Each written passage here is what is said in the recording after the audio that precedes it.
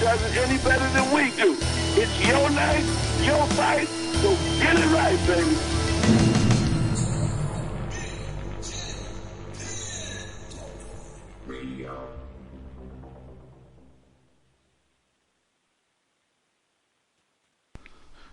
George, What's going on, man? what is up? You know, another week of MMA. Yes, sir. Yes, sir. So what's been going on, man? We come back to back weeks after having a little back and forth with the UFC Fan Expo and all that stuff going on. So Yeah. Let's just our Twitter guy. I have to address something real quick. We have John Hackleman coming on in 5 minutes, and our Twitter guy Adam, Mr. Adam, who always has our back each and every week. With the Twitter and the fact checks and all that stuff, he seems to have just completely disappeared. I hope he's okay. He better have a good excuse though. We're gonna call somebody right now, see if he can help us out. He's my favorite guy on the team, so let's see. It's Mr. Sean McClure. Let's see if he can help us out. What do you think, George? let's see. Hopefully he can. Since somebody has failed us for the man. Mr. McClure. Yeah. Yeah, what's going on, Pedro? Yeah, hey, you're on the air, bro, on BJPen.com radio. Me and George Matthews. Hey, what's going on? Yeah. George, how's it going, man? Good, man. What's up? For anybody who doesn't know, listen. Nothing, I'm just... Yeah, I interrupted you, sorry. For anybody who doesn't know, Sean McClure is the man. He's the guy that comes up with all these creative articles each and every single week on BJPen.com. The top 10 most... superstar MMA fighter movies, all that stuff. All these amazing creative things. Hey, I appreciate the introduction, Pedro. Let me tell you something, man. For anybody who has not been following BJPen.com lately, you're insane, because the amount of stuff we're pumping out and the amount of creative stuff we're pumping out all came from Pedro's brainchild. That brainstem of his in there, and it's really exciting. And thank you all for putting my Twitter and my email with the positive words. That's right. So, Mr. McClure, can we borrow your services for a little bit tonight? Get you running our Twitter feeds? Know it. All right.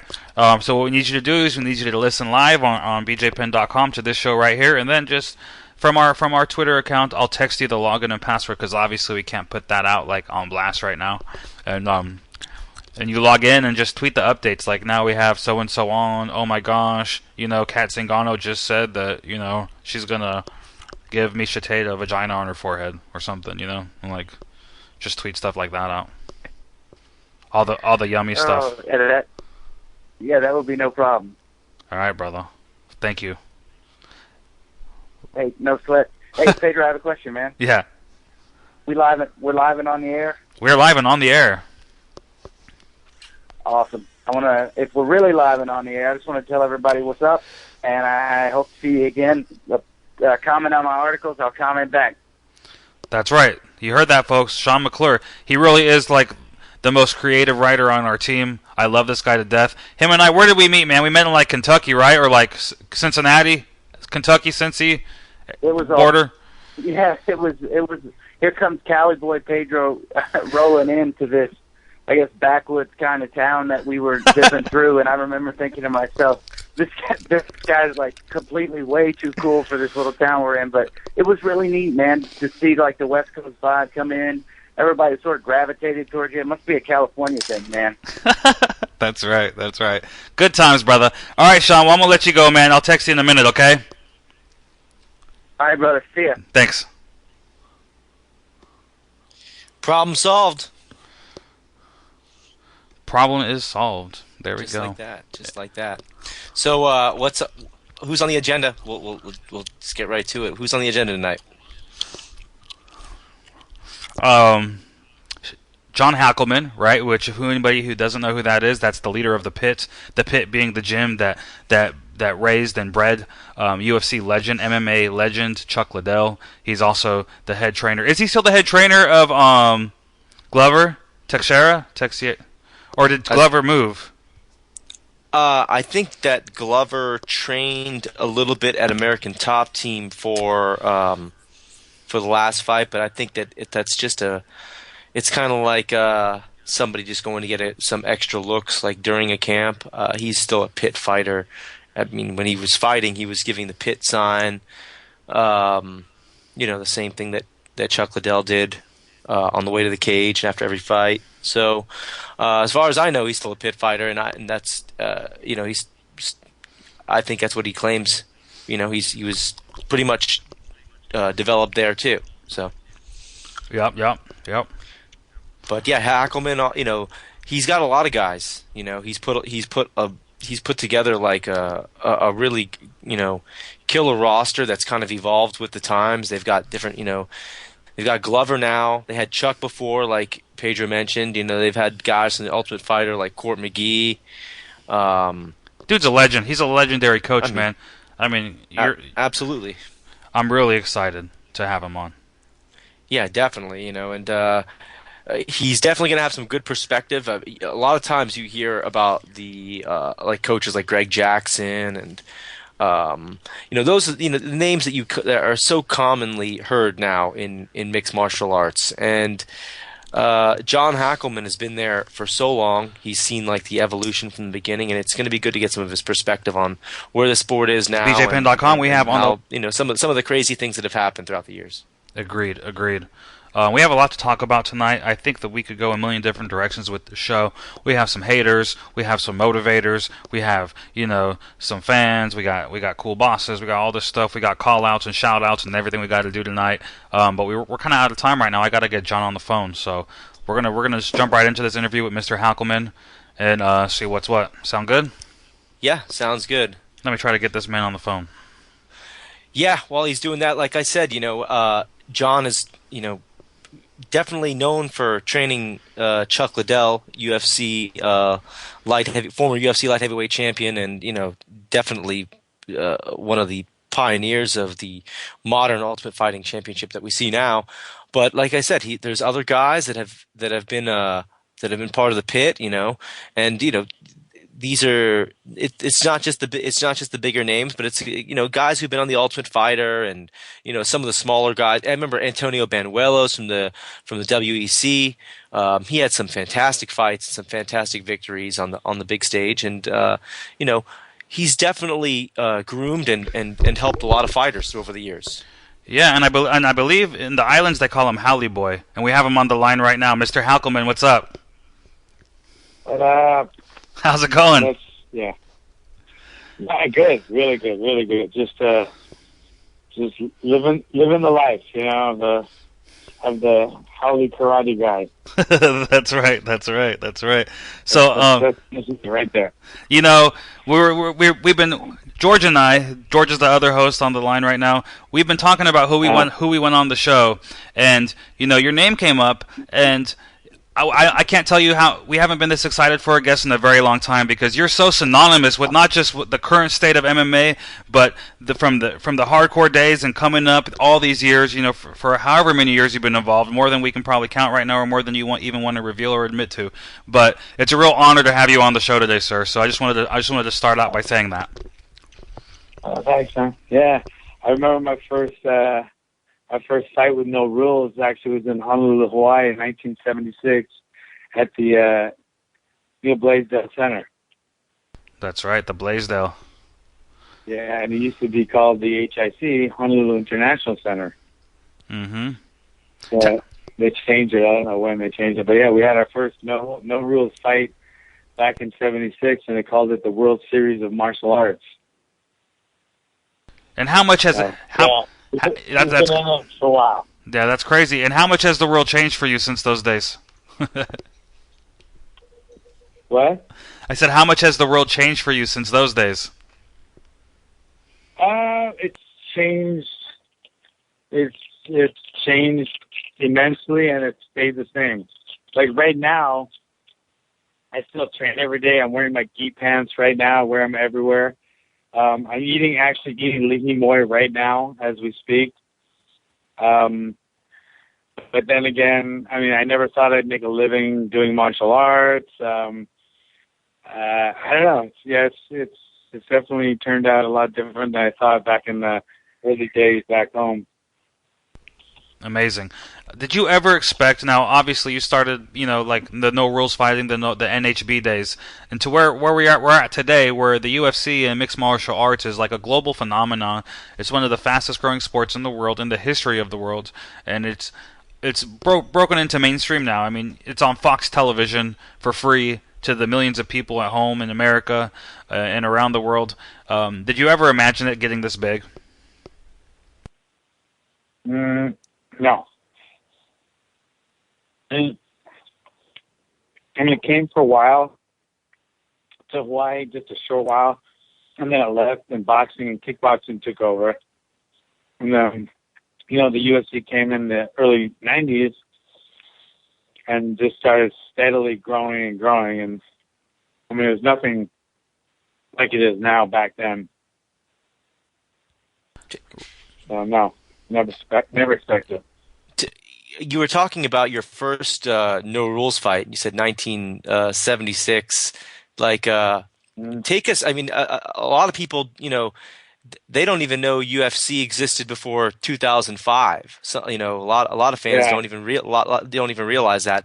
Kind of walk us through like a 1976 mixed martial arts event, because now you've got a commission there. They're monitoring this, watching this, writing down this, medicals for this. There's a lot of stuff going on behind the scenes of a mixed martial arts, and specifically a UFC event, and kind of take us through like typically what happened, at events during that period. There's actually only a few of them. I don't even know how many. A handful, probably less, 5 or less. But yeah, there's no commission per se. I think the boxing commission used to want to get involved a lot. So there's always been a boxing commission, and they usually oversaw a lot of the other combat sports. But I think this was treated more like a karate tournament or a martial arts tournament, and you got to pick the rules that you want. You and your opponent got to pick what you wanted as rules. Like, I think, like takedowns, elbows, knees, what do you want? Your opponents agreed on the rules, and then they set them for each fight. I remember that's how it was. And then, it was run like a martial arts tournament. Then there was our fights, and I was on the undercard. I was 16 years old. And then there was a pro card, and I think Benny the Jet won that one. So it was just like any other fight, really. I mean, warmed up in the dress room, and even without the commission, I mean, they're kind of a pain because they're looking over your shoulder when you're rapping and nickel and diming things that they really don't know about. And the best thing about having a commission, I won't say the only good thing, but probably the most value that a commission brings to the table is, besides some of the matching, so they don't have like lopsided guys fighting each other, but that shouldn't be an issue anyway. 2 grown men that want to fight. I think the main thing that the commission really brings to the table is medical. So if they get, not only do you have to have medicals before the fight, HIV and other, CAT scans and stuff, so that's really important. But then if you get injured during a fight and there's a commission, the commission pays for your injury. And a freaking broken arm can cost, $15,000. So, I mean, a cut, that could be a couple grand. So, I mean, the best thing that commission brings to the table is that. If you had, so that's the most important thing. So, anyway, that's my 2 cents on commissions. The mentality back then, and I realize I kind of remember myself thinking when I was growing up, like, you'd see all these different things on television, karate guys. Really, to me, what was always preached to me is the toughest guys in the world were either guys you'd see were doing like karate and kung fu in movies like Chuck Norris and things like that, or it was the best boxer in the world. That was also heavily touted as being the baddest guy on the planet. But now it's so different. Nobody considers the heavyweight champion of the world in boxing to be the toughest fighter in the world. In fact, everyone it's kind of agrees that the UFC champion is definitely the guy who is the most well-rounded fighter in the world. At what point did you realize that that this general consensus that like, hey, the boxer can beat everybody? At what point did you realize this is completely wrong, and you need to know all these different skill sets to Well, be a I good mean, I'm fighter? lucky because I came from a Kaji Kempo background. A martial art that was formed in Hawaii with, the different disciplines: karate, judo, jiu-jitsu, kempo, and boxing. But also, I mean, I had a really open-minded instructor. He wasn't, like karate guys. I know karate guys today. I'm like, karate laundromat guy down the street from my gym. I mean, still to this day, he's like, you guys practice all those stupid takedown defenses and shit. Somebody wants to take us down, we punch them and knock them out, So there's still those guys. But, I mean, luckily I had a really open-minded instructor, Walter Godin, who was open and knew street fighting and, knew that, hey, somebody's going to tackle you. You're going to take you to the ground, So we worked a lot of that when I was coming up because, he was more of a street fight-based, so we worked a lot of takedowns, not a lot of takedowns, a lot of takedown defense and stuff. I was lucky, and I knew that, a street fight is a lot different than a combat sport, like even MMA. MMA, mimics the street fight, so we can practice techniques here for the street and watch them work in MMA, but we're not stupid enough to think that in a street fight it's going to be anything like that. I mean, there's no referee, concrete, gouging, biting. I mean, so it's nothing like that sport fight. So the toughest guy in MMA, even heavyweight, I know for a fact he's not going to be the toughest guy on the street, but he's the toughest guy in combat sports. So, yeah. Okay. I don't know if that answered any question or if I just was going off on a rant. I don't know. No, you're good. You're good, man. And forgive us because George and I are probably going to ask for a lot of history lessons from you while we have you on the show before we start talking about current events and stuff like that. Are you guys based in Hawaii?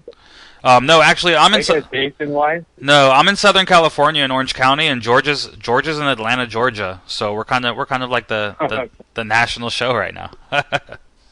Okay. But that's okay. So check it out. My next question would be this, man. You obviously got involved with coaching and training fighters, and I want to know. And obviously, I can probably safely assume that Chuck Liddell is probably your best student, or he's definitely your most recognized student. He's you and him are synonymous with each other. When did you notice something special in Chuck as a fighter? Because that's a huge part of MMA history and UFC history in general. So what's the question now? When did I realize? Okay, yeah. As a coach and as a trainer, when did you notice something special in Chuck Liddell? Because you obviously, you have a storied history with this guy. So I'm just curious. I know something special right away. So like the first time we fought, that's how I met him. We kind of had a little setup match where we kind of went at it, and I realized then that he had something special. And watching his kickboxing and his boxing, and I'd throw him in with all kind of fights. I'd throw him in karate tournaments. I'd be like, hey, there's a karate tournament this weekend. You're entering. He's like, okay, what are the rules? I go, don't worry about it. Just go. And I would enter him in all these different, boxing tournament would come up. I'd throw him in an amateur boxing tournament, just kickboxing. And I could tell, even win or lose, which he won a lot more than he lost.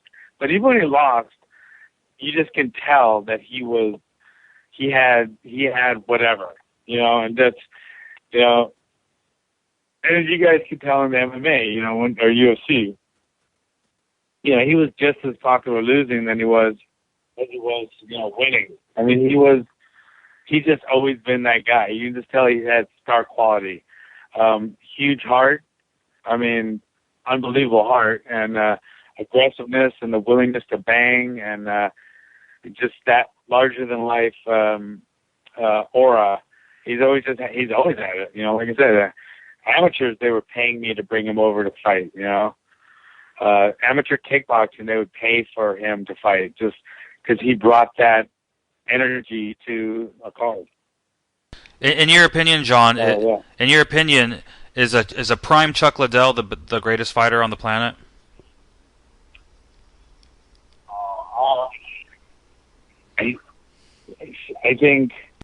I think prime or after prime, he's the greatest fighter on the planet. You know, just I don't think there'll ever be anything, and obviously most fans, probably almost all the fans, don't either. You know, he had it. You know, so He did. I mean, he's one of the reasons why the UFC was catapulted into such a super sport and such a such a spectacle. Yeah. I mean, without Chuck Liddell. Can you imagine if all the guys? I'm not saying they're not talented. There's a lot of champions out there. They're just humongously talented. But could you imagine if like everybody in the top 10 had what Chuck had? It would be the fighters. You know, they'd be making, you know, $20 million a fight. You know, the UFC would be like every UFC would be like Ali Frazier. You know. Let's talk. We you know. What I was going to say is that there's another student of yours, Glover Teixeira. He's also getting the same kind of praises that Chuck was getting. You know, people are singing the same praise that he's the guy that is the evolution of that division. People say it about John Jones also, but he's being billed as the guy to beat John Jones.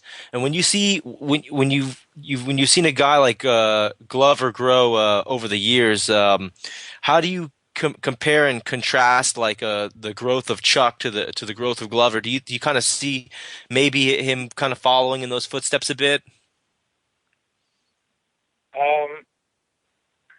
Yes and no. I think they're completely different, but exactly the same. You know, just I think they're the same. I think they're the same in a lot of their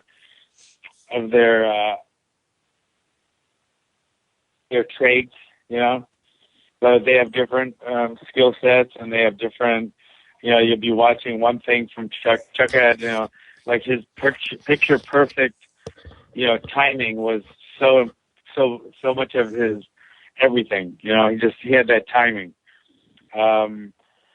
Glover has more of just a one-punch knockout, extreme power like Mike Tyson.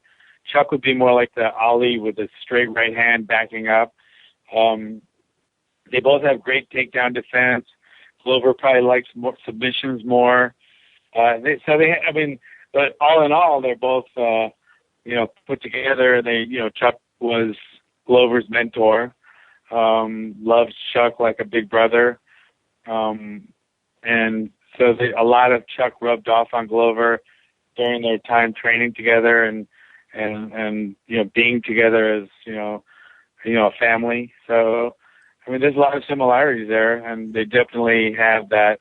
They both have that star quality.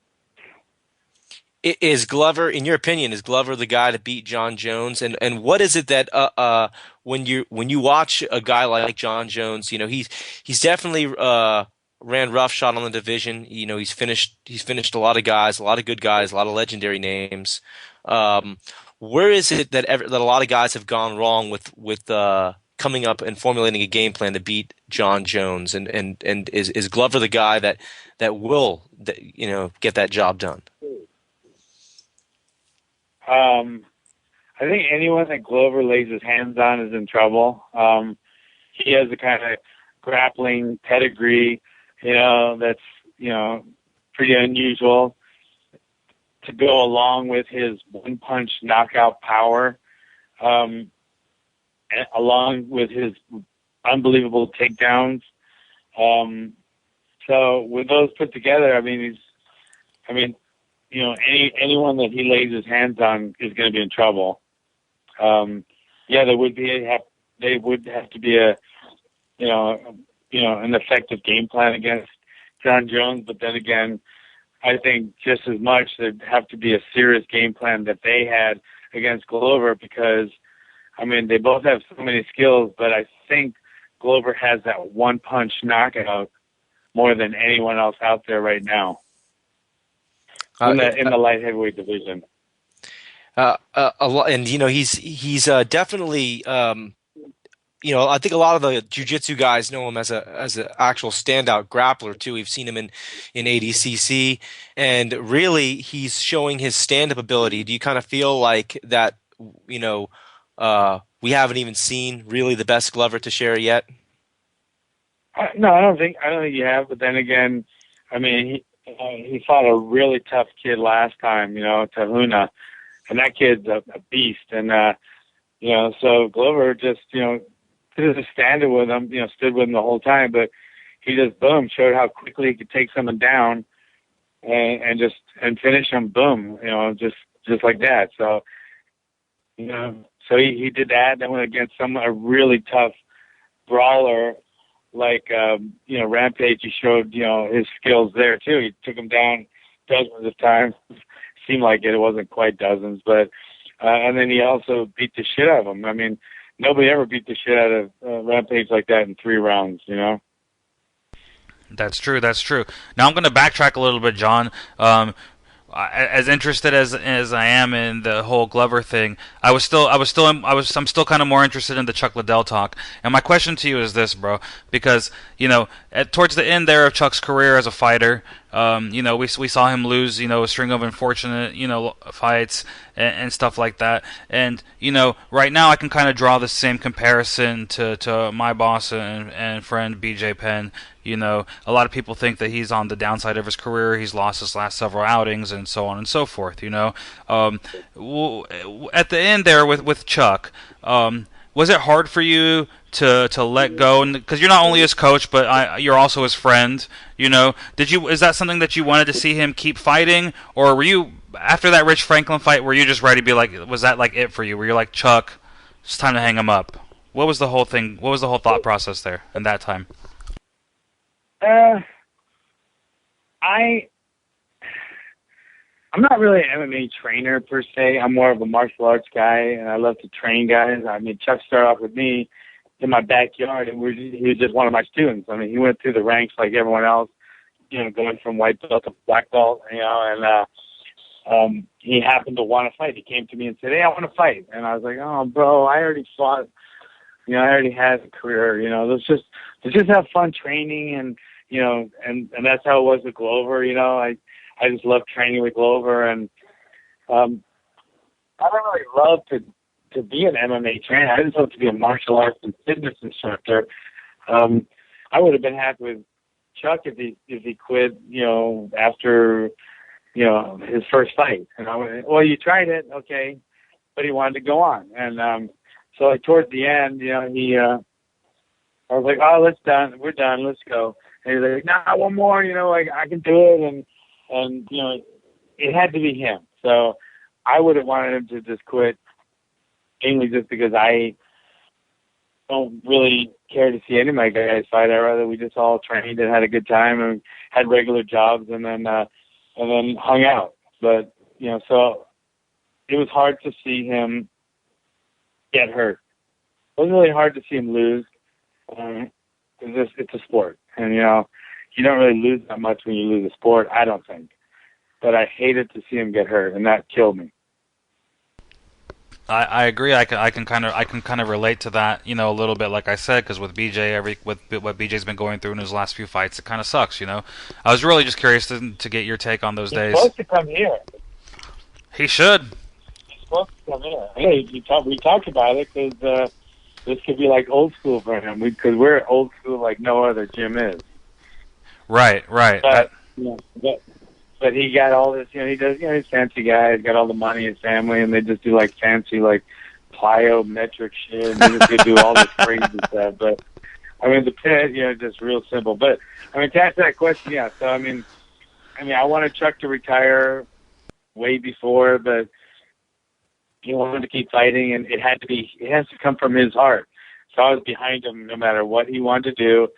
But I got to say the Rich Franklin one was probably the hardest one, just because of the cut, and it was just hard to look down at somebody who's like, you know, he's not my son, even though people think, hey, you Chuck's dad.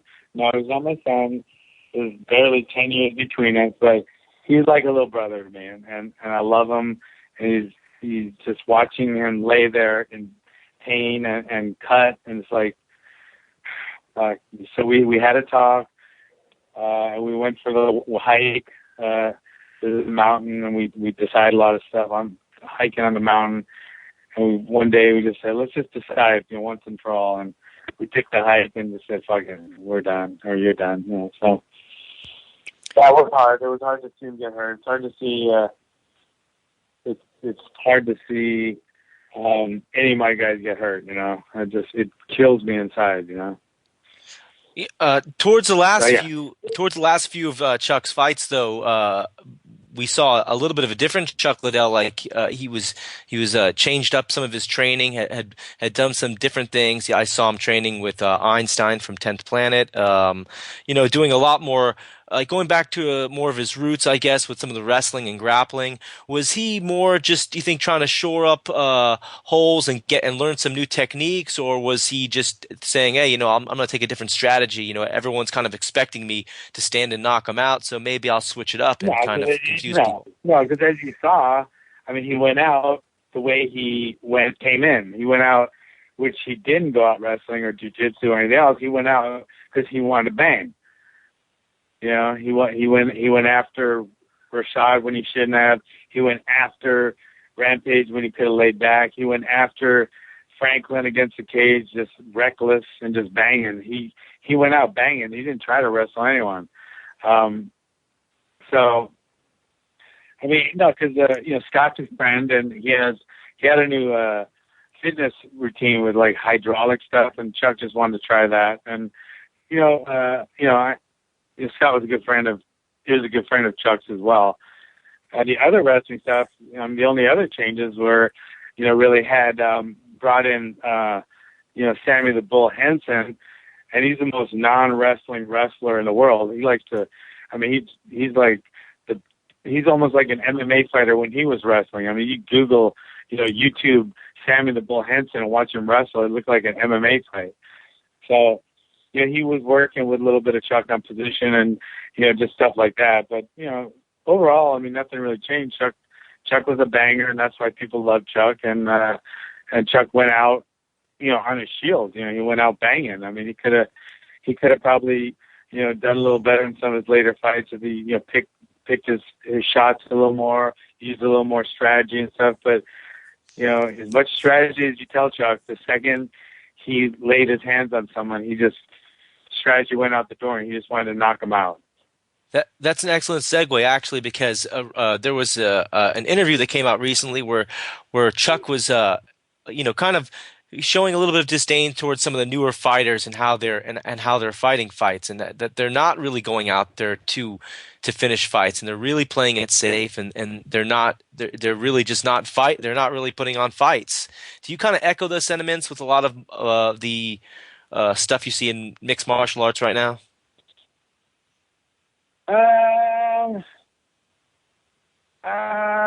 Let's see. I don't know if I'll go that far. I like the Chuck was Chuck, and that's why he was so successful. Some people aren't, and they're very successful in their W's and L's, but they'll never be loved or worshipped like Chuck because unless they do that, And so yeah, I respect all these guys, and I think they're all freaking they got hearts of tigers. But sometimes winning a fight the safe way, when you could go in there and finish someone, that might be what some of the coaches are telling them to do, and it might be safer and it might be more W's. But they'll never get that love like Chuck did. So they can get all the W's they want, but at the end of the day, it's the banger, the guy that takes the chances that's going to get there. Yes, sir. So. Couldn't agree more. But anyway, that's all. I don't know if that answers the question. You did, sir. The best I can do. I'm actually watching my kids' class, right now while I'm talking to you. I'm watching one of the kids not giving 110%. He's kind of slacking a little back. Let's go. Watch your spoons over there, Lucas. Watch your spoons. Yeah, sorry about that. It's actually testing me. Sorry, I'm actually in my office. In my office, I overlook the floor. We're on the second floor, and I can look down at the mat. So sorry about that. But anyway. It's all good. It's all good. That's refreshing to hear. At the end of the day, is that what it's really about for you, John? Like you mentioned earlier that you would have been happy if Chuck Liddell he fought his first fight and never fought again. Is it really just about martial arts, training the kids, training anybody who wants to learn? Is that what's important to you? That's my life, and some of my best martial art, some of my best fighters are my best martial artists. Everybody that's on my team is a belt under me.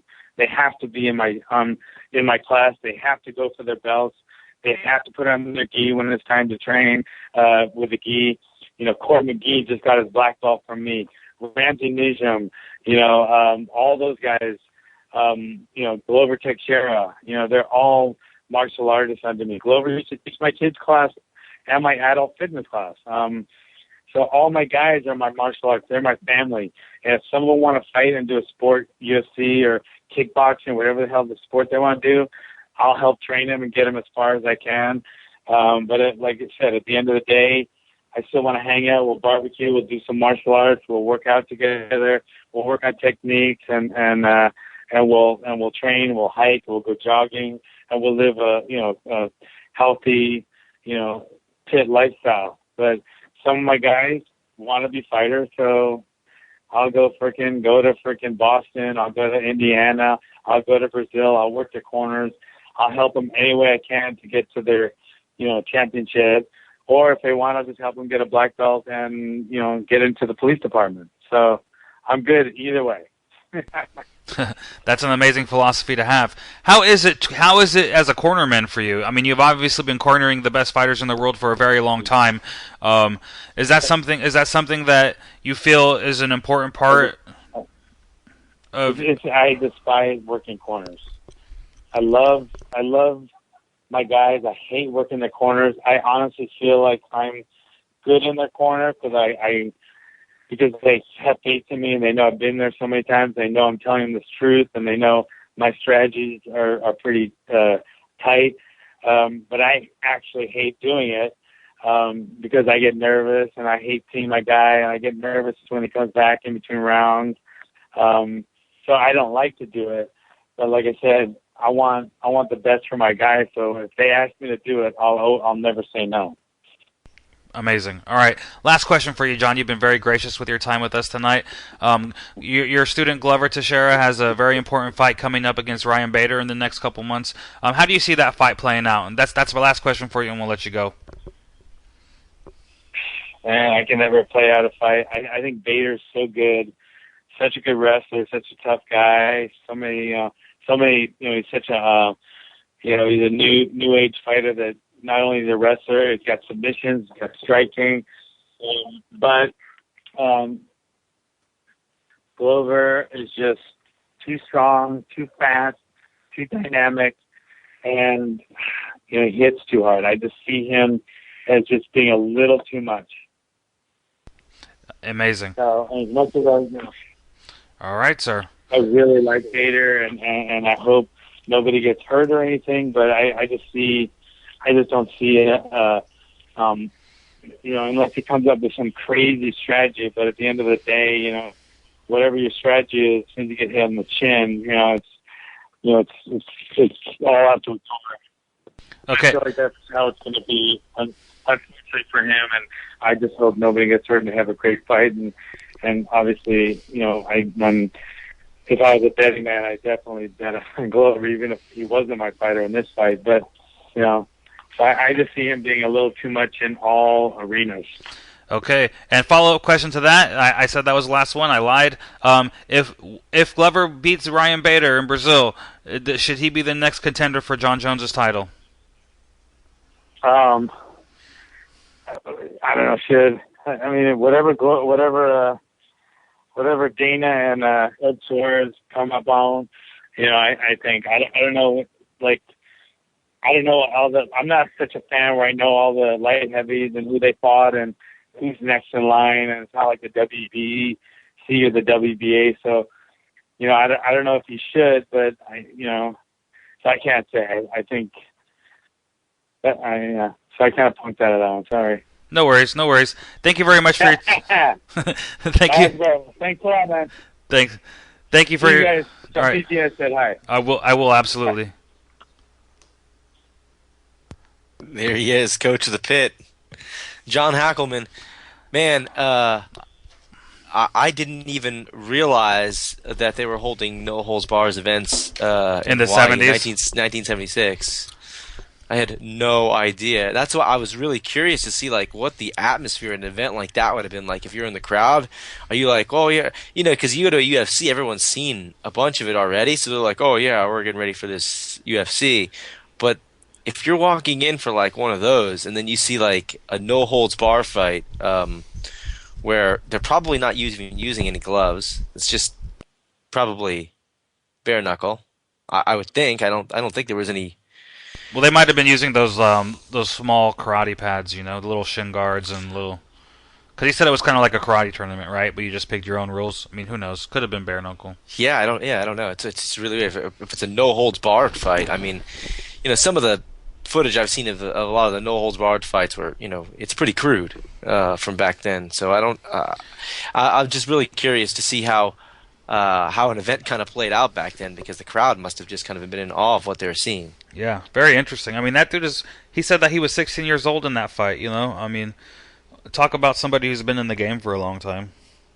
Yeah, I know. And, as he said, so many different fighters, from the Chuck Liddells to now to the Glovers, and, people like Ramsey Ninja and Antonio Benuelos, and, all these different guys that have kind of been in the UFC, and there's, their different weight classes, and he's kind of seen them all through a lot of their careers, and through championships and and on their way to championships. And a lot of perspective comes from him. There's not that many of people with his kind of knowledge and history running around MMA. I was really excited to talk to him, man. Because I get really into the history lessons from these guys. Like when we had Mike Pyle on, some of these other guys who just talk about the old days. I find more fascination with that than the current events, because the history of the sport is the most important part. It's more important than where we're at today, in my opinion. No, it really is, and it's funny because we're talking about all this history, and it was just today I was looking at a picture of a guy both you and I know, Paul Creighton, fighting in a no holds barred event, and in his corner was Renzo Gracie, and it was like Renzo Gracie and Nick Serra, and just a bunch of people that you would never. You're like, what are all these people doing in this corner? But that's how it was back then. There was just not that many people doing it, and everybody was kind of had to work together, and everybody knew everybody. So it's definitely a different scene now, man. It is, for sure. Who do we have next, bro? John Hackleman was good. We got Kat Zingano. We'll roll with her next, right? Sounds good. Kat Zingano's coming up, and I get a little update on her injury. See how that's going, how the rehab's going for her. A lot of different thoughts, man, because Ronda and Misha and that whole debacle, even the whole debacle with Brian Caraway and all this stuff, it's a pretty hot trend, and I'm kind of curious to see where she's at right now with how close she is getting back to training, and a lot of other things. Yes. And then after her, we're going to get Ross Pearson on the line. He's in England right now, so we talked to him earlier today. Yes, we had Ross on earlier. We had to do that earlier, and also, and you can confirm if we've got it, but we were trying to get Joe Riggs on the line. We talked to him last night. Said he was coming on. We wanted to get him on again to kind of get some follow-up thoughts on some of the stuff he told us last week, plus this week's Fight Master, and kind of get his thoughts on the show and how everything's playing out. And that was a really interesting conversation we had with Joe Riggs last week. Well, yeah, I think everybody in the MMA sphere was talking about our interview with Joe Riggs last week. He's a nut. He was talking about everything from fighters and prostitutes to penis sizes of his peers to pissing himself when he's cutting weight and making cameramen throw up while they're filming Fight Master. If you missed that interview, it is actually on our official YouTube channel. You can also go to the radio tab on bjpen.com and check that out. That was last week's show. And yeah, Joe Riggs is a lunatic. And it was an awesome interview. He did say he was going to come on the show today. However, I haven't been able to reach him, so maybe not. Last week he said, "Have me on next week. Have me on. I'll tell you another story. I'll tell you guys about Fight Master." That was his words. He wanted us to have him on this week. I talked to him yesterday briefly. He said okay, but today I haven't heard from him. So we may or may not get him. If we do get him, we'll squeeze him in somewhere. If not, we'll try. If not, we'll get him again. Yeah, for sure. But yeah, as you were saying, we did talk to Ross Pearson earlier also, and he had a lot of interesting things to say. And again, he made some rounds a couple weeks ago through the media, wanting a fight with Gomi in the co-main for what was that, Manchester? In the yet to be announced officially Manchester event. Yep. Right, yet to be announced, but that's what he's looking for, and that was headlined by Michael Bisping and Mark Munoz. Is that what the planned headliner? That's the rumored one. We'll have Michael Bisping on next week to confirm that for us, if it's not confirmed before then. There, yeah. Just dropped the bombshell on you guys right there. We are going to have Michael Bisping on next week, so yeah, we're keeping it rolling for you guys. But yes, the UK event in Manchester, it's not confirmed yet, but Ross Pearson does want on that card against Takanori Gomi, and I think it's a hell of a fight too, actually, man. What do you think about that fight? I mean, like I said to Ross when we were talking to him earlier today, is I don't care who the guy fights. I mean, that guy goes out there and he throws leather, and I think that anybody who fights like that, I'm excited to see. So as far as this fight with Gomi, if that actually materializes and those two face off, it's a very interesting fight. You can never count Gomi out of a fight, that's for sure. The guy hits hard, he throws the bricks. I do think that Ross Pearson is too fast and agile and athletic and too good to get dropped by a Gomi punch. And I think that he takes that fight. I know you don't think that, but that's what I think. Yeah, I don't think that. Only the history to me has shown that the way to beat Takanori Gomi is to out-grapple him, to gas him out with takedowns and a lot of grappling exchanges and scrambles, and that's you can usually submit him when he gets tired. And I don't know that banging it out with him is always the best idea. I mean, Nick Diaz went toe-to-toe with him and couldn't put him away using strikes and ended up tiring him out and submitting him. It's much easier to put the guy. It's not impossible, but it's definitely you're definitely playing into his strengths more when you want to stand and turn into a slugfest. But admittedly, it will make for, if the fight does go down, we're in no way confirming it, but it does make sense. And if the fight goes down, it does make for an entertaining encounter between the two guys. Also, some interesting things in the Ross interview that we'll play after we get done with Zingano is the fact that he was so injured in his last fight against Ryan Couture. I don't think anybody knew this, but I mean, he had some serious problems going into that fight, including a staph infection that he had to get cut out a week before the fight in his leg.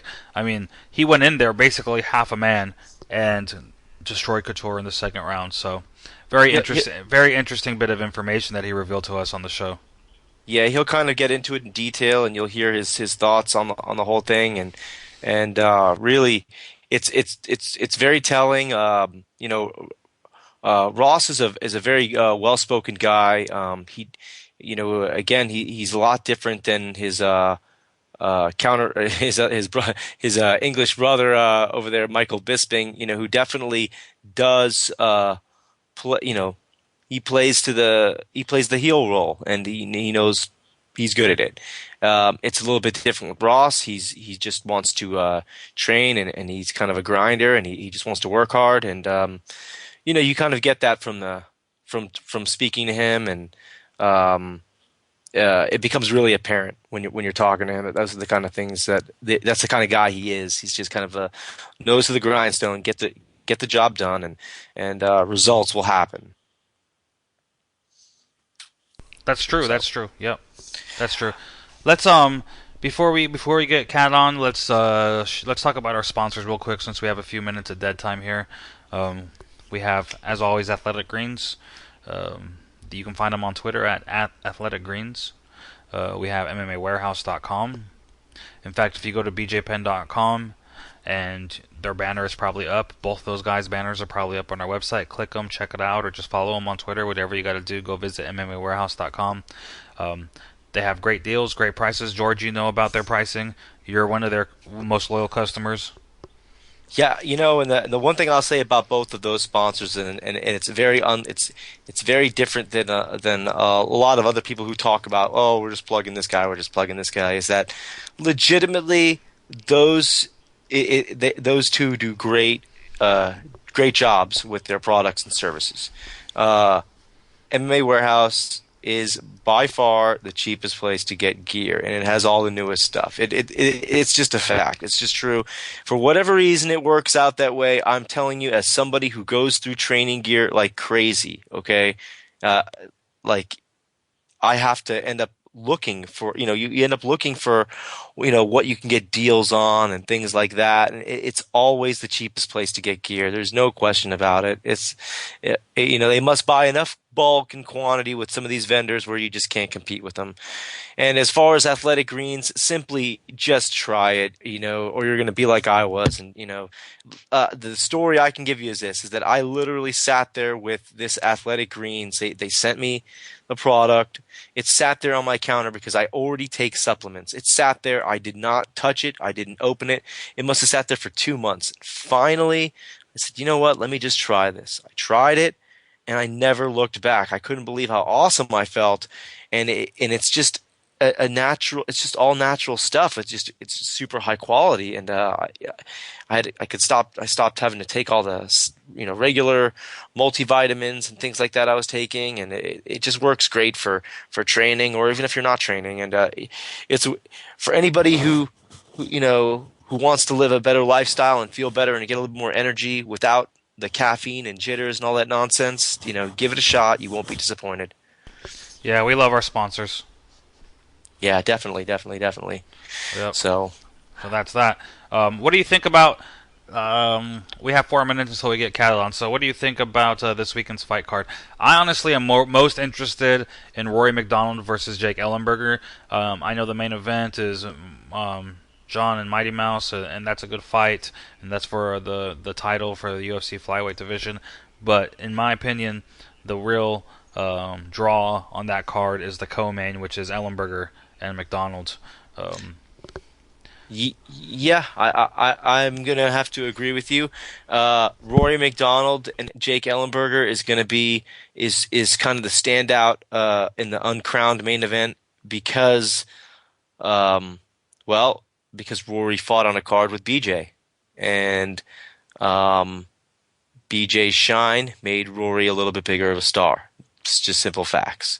But the fight itself, it just comes off as a bigger fight, and it's a shame because the main event is featuring two guys who work really hard. They put on great fights, and the story is actually a really, really good story, especially John Moraga's story, the way he came up, and it actually is a great story, and a lot of people aren't getting a chance to hear it because it just the flyweights just haven't kind of propelled themselves into that superstardom and that larger than life personality that MMA fans kind of gravitate towards. Well, something very interesting in this fight is John is actually a finisher, man. You know what I mean? That's something we haven't seen a lot of out of the flyweights. Yeah, Benavidez, and he has knockout power and stuff like that. But John Moraga, this guy's a legit finisher. This guy finishes fights, and because of that, I think it's a little bit more interesting than some of Mighty Mouse's past opponents and fights. Well, especially since, that's a great point because we also know that Mighty Mouse can be hurt. If you clip him good, he'll go down. Does he get back up and he keep fighting? Sure, absolutely. He's proven that he can go 5 rounds. He's got a lot of heart. Um, he battles back in bad positions. Yeah, he's been through the trenches a few times. That's his advantage though going into this fight. Moraga is a finisher, but it's a lot of pressure. It's a big stage, and it's more rounds than he's had to fight before, potentially. And it's definitely more rounds than he's had to prepare for. So there's a lot of different questions that are going into that. It could pose some problems. There could be some issues there. We don't know. But again, it's just as great of a fight as it is. It's just not getting the real attention from the mainstream or from the casual MMA fans rather that it probably deserves as a title fight. And I guess that's a shame in itself. But there are, they put other fights in the card, to kind of round it out. And I think a lot of those other fights, as a whole, the card will be good. Bobby Volker and Robbie Lawler is a great fight. Yeah. What do you think about the Ellenberger McDonald fight, man? How do you break that down, and who are you picking? Oh man, I'm gonna have to go with Rory, and the only reason is I just don't see Rory going away easily. Ellenberger is kind of a 1 to 2 round fighter, and Rory's gonna be there at the end. He comes on. He can come on strong at the end too, and they could be something that maybe Jake's addressed. He seems very, very confident going into the fight, like he almost sees something when he watches Rory McDonald fight that he's just not really impressed with. But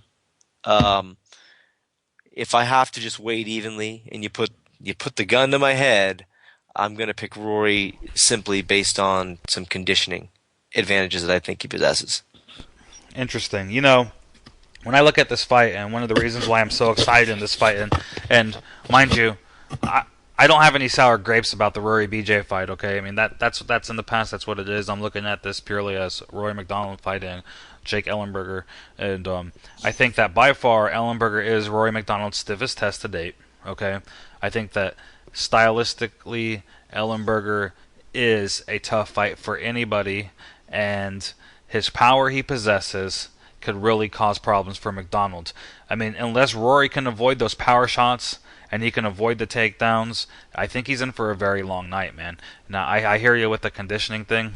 I mean, that's something that we can't really know. We don't really know what the heck is going to happen there, But I mean, all I know is this: if Rory McDonald makes Jake Ellenberger look like a bitch in the cage, like he's done, with a lot of his other opponents, if he completely just dominates him and outclasses him, then we're looking at a future champion. You know what I mean? But we're not going to know that until Saturday night. That's why I'm so excited about it. I actually do give Ellenberger a very real shot at being able to take out Rory McDonald, and I really actually hope he does.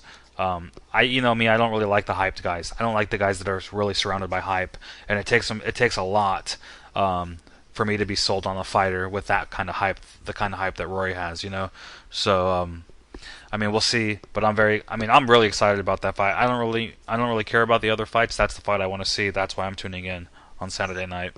And I don't have a pick though. I don't really have a pick because, like I said, Rory he could be like the next coming of Christ for all we know. He could be that guy. You know what I mean? He could be the GSP for the future. He could be the Anderson Silva of the future. I don't really know because we haven't really seen the kid get tested too much. I mean, he lost his fight to Carlos Condit, but I mean that was kind of a weird thing. He lost it at the very last minute, But outside of that, he looks phenomenal. Jake Ellenberger, I just think wrestling, knockout power. That's what it takes to beat guys like Rory McDonald, and I'm just excited to see it. I don't take anything away from his fight with BJ, and I have just as much reason as to pick against Rory as you would. I had to sit there sitting right next to you, watching the same fight in the same arena. However, with that said, there's no sour grapes for me either, and I'm just kind of picking it for as I see it. Um, I just don't see. Ellenberger has just had some conditioning issues, and if the fight goes, and gets drawn out a little bit, that could be tough. I don't know what that's going to look like. Diego Sanchez, from what I remember, came on pretty strong, didn't he? Towards the end of that fight when he fought Jake Ellenberger. Diego's kind of known for that, though. Again, like I said, I don't really take anything away from the fight with BJ. Like I said, and the other, if you look at Rory fighting BJ, it would look like there was two weight classes apart when the guys were fighting. So pushing around somebody who's 170 pounds, 168 pounds is going to be a lot different than pushing around Jake Ellenberger. That's without question, that's true. But Weidman's a big guy. I mean, you saw the sparring video with him sparring with Chris. Or I'm sorry, Roy McDonald sparring with Chris Weidman, and you can see how big Roy McDonald is when he's sparring with him. It's a different dynamic, So the only thing I can take away from is Rory's kind of previous fights. I really just don't take anything from that BJ fight at all. You're right, man. You're right. All right, let's do this. Let's get Kat on the line. I'm actually getting tweets and text messages like, "When's Kat coming on?" This is a lady who's very popular, huh? Yeah, definitely, and she, she's just kind of been the burst onto the scene, really, as far as the mainstream MMA fans are concerned, or the casual fans. We've kind of been accustomed to the same names. The Ronda Rouseys, the Misha Tates, the Chris Cyborgs. Even names like Marlos Kunin and the Alexis Davis and people like that. Sarah Kaufman, exactly. Who's a beast in my opinion. I love the way that girl fights. Absolutely. And a lot of people didn't know who Kat Zingano was, and really kind of wrote her off going into that fight, and she played spoiler. And kind of burst onto the scene now, and is very popular. Won that coaching stint. It's unfortunate what happened, and we're going to kind of get an update and see where she's at. All right, let's do it. You ready? Absolutely. Guys at home, Kat Zingano. BJPen.com on the line with us now. We have Kat Zingano, one of the top female bantamweight fighters signed to the UFC roster right now. Kat, what's going on? How you doing? I'm doing good. Just hanging out, enjoying the summer. Awesome. How is your injury? That's the first thing I want to ask. Like, how is your health going? You had the injury. You've been documenting it on Twitter and letting the fans know what's going on. But we haven't heard anything from you in like the recent future. So what's new with that? I thought we were getting her live on the line, but we're just queuing up the call beforehand. But at any rate, yes, Kat Zingano, probably like 2 days burst on the scene. The We've last got 2 months. George. It's going right now. You 2 months since my surgery, and I can just now start bringing my heel all the way to my butt, and then I kneeled once too. So, I mean, baby steps, but I guess small victories, something to look forward to. That's awesome. So how long are you expected to be out? I mean, do you have a timetable when you can actually return to training full time and get back in the cage and fight? Well, obviously it depends on, my healing as far as that goes. But, they were saying that the surgery that I had, has an average of like a 6 to 9 month recovery period. So, I've always healed really fast, and I keep myself really healthy. So and I'm pretty diligent about the exercises that I'm doing. So I expect a speedy recovery, but I'm definitely not going to touch it. I don't want to go through this ever again. So, I'm going to listen to my body and come back when it says it's time. Okay. Now, we're going to talk a little bit about the last fight, and then we'll jump into future stuff. I have a lot of questions for you, as I'm sure George does. And, when you fought Misha, it was a close fight up until the point where you completely just demolished her and put her away, right? And in those moments where you were just kind of, having your way with Miss Tate, there was, it looked to me, I was like, wow, this girl really has what it takes to give Ronda a real test, And you ended up being named, the number one contender, coach of the Ultimate Fighter. This injury put all that on the back burner for you, and I want to know, like, obviously that's very heart wrenching. But now that you're a couple months removed from it, is it easier to deal with, or are you still having a hard time having to listen and read and all the build up for their fight? Well, I mean, I'm excited for their fight. Honestly, I think it's going to be a good fight because I think both of them want it really bad, and I know that there's a tension between them, which I think is going to probably make for an exciting fight itself. Yeah, I mean, overall, this has been. I don't like to sit still much, and I don't handle being bored well. So being so inactive and just sitting around has honestly been pretty depressing. I go to my physical therapy and I get my small workouts every day, but just have, I don't know, really just kind of been trying to enjoy my son in the summer and really trying to recuperate. I feel like with the injury, there were some things in my life, my day to day that I needed to put a little bit more attention and focus on. So I think it was kind of my body's way of telling me I needed to slow down and smell the flowers for a minute while everything was kind of exploding in my life as far as the UFC and that win and all of those opportunities that kind of, fell into my lap. So, as the progress is coming in physical therapy, I'm getting a lot brighter, getting more excited about the day to day. It was really rough at first watching how backwards my body went when I went through the surgery. But as I'm coming along, I'm getting more and more confidence and getting more excited about the future coming up. Going back to the Miesha Tate fight, and just prior to that, the division is really new. Fans are still trying to grow accustomed to a lot of the names they're hearing. Going into that, there was a lot riding for you, and you obviously got the job done. It's unfortunate what happened, but a lot of the media and a lot of the fans had almost had it as a foregone conclusion that we're going to get to see Ronda and Miesha on Ultimate Fighter, and and it was almost like that you were almost cast aside in a lot of people's eyes. Before, I think the hardcore fans knew. But a lot of the casual fans, they just were like, that's Miesha Tate, that's a name we know, and we kind of expect her to be coaching opposite Ronda. And you definitely changed those plans, and a lot of people, for what a lot of people thought was going to happen. Was playing the spoiler a role you kind of relished, or is that something you thought about going into the fight? Well, between the girl fighters and stuff, and like you said, the educated fan on MMA. I think people know who I am and what I have to bring as long as they've kind of done their research and I guess crunched the numbers.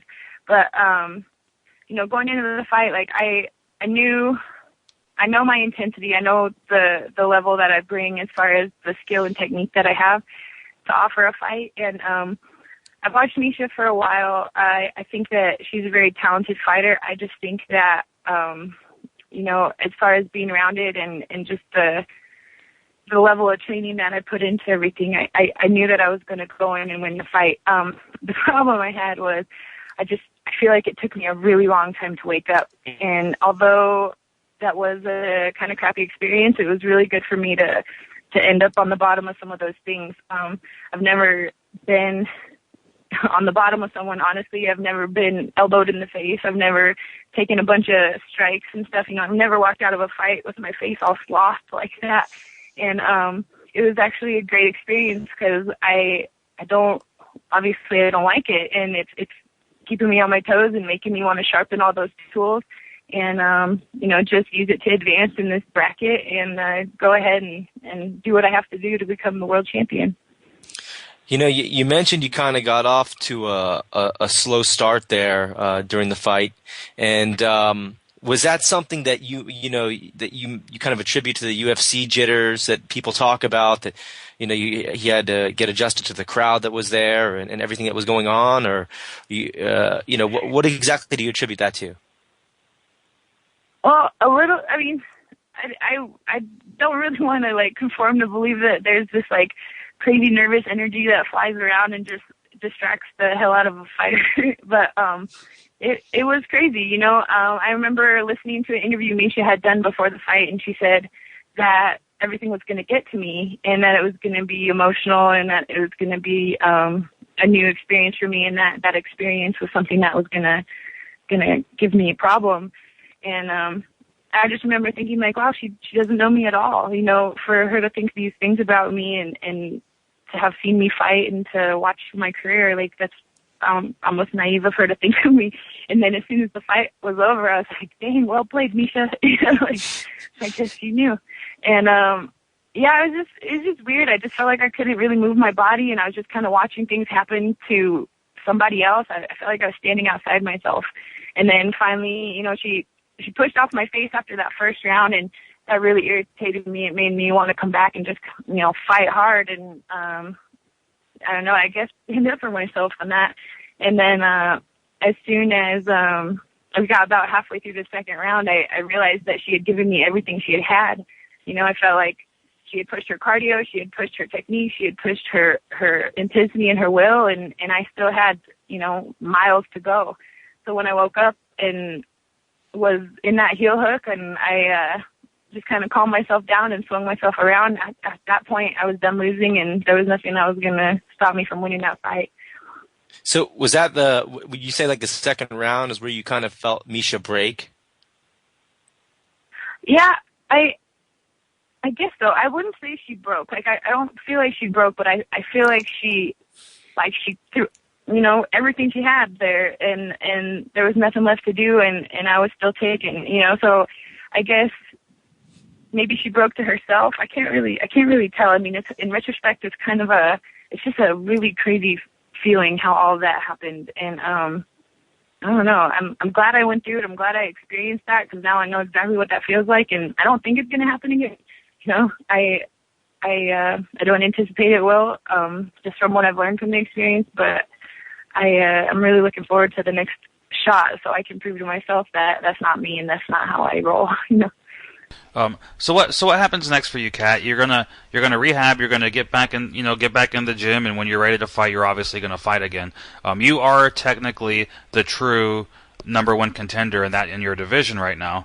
You're just unable to fight for the title. So if the UFC hasn't been able to put together a new contender for Ronda after she's done fighting Misha, would you be prepared to go straight after Ronda, or do you kind of want like a tune-up fight? Because there's different you know, methods of thought, and different fighters look at things differently. Some people want that tune-up fight. Some people are okay with just getting pushed right back into the spotlight. What is your opinion on that?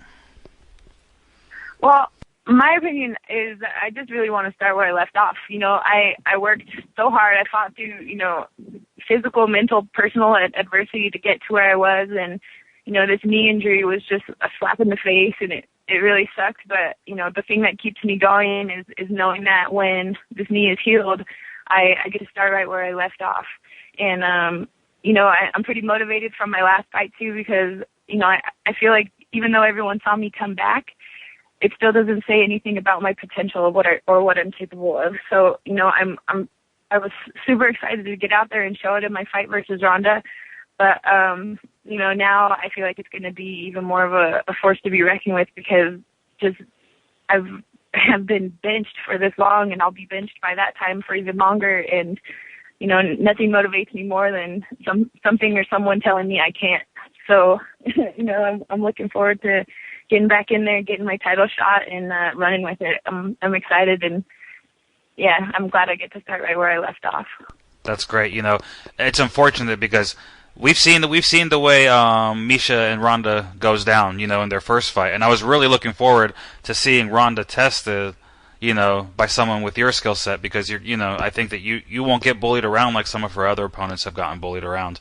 That being said, what do you think about their second fight? Do you think it's going to go the first way? I mean, obviously we've seen the Twitter stuff, you and Ronda, you know, big, you know, talking back and forth and making fun of Misha, or having your little girl stuff go down on Twitter.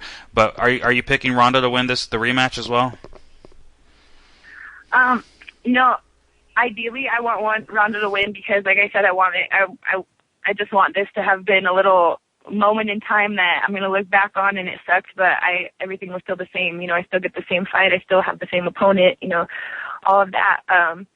So with that said, I hope Ronda wins, but I do think that, Misha is coming in with an aggression and intensity about that loss that she had against her, and I think against the loss that she had with me, and just, trying to come back and defend herself and really put, I guess, herself on, I don't know. I think that she's going to come back really hard, and I think, the personal vendetta she has with Ronda, it could fuel her, or it could screw her up. I don't know. People go either way. So either way, I think it's going to be a really good fight. If Ronda can get the armbar, that's great. I know she was saying that she was considering standing up with Misha if Misha had won the fight between her and I. So that'll be interesting if we get to see some of Ronda stand up.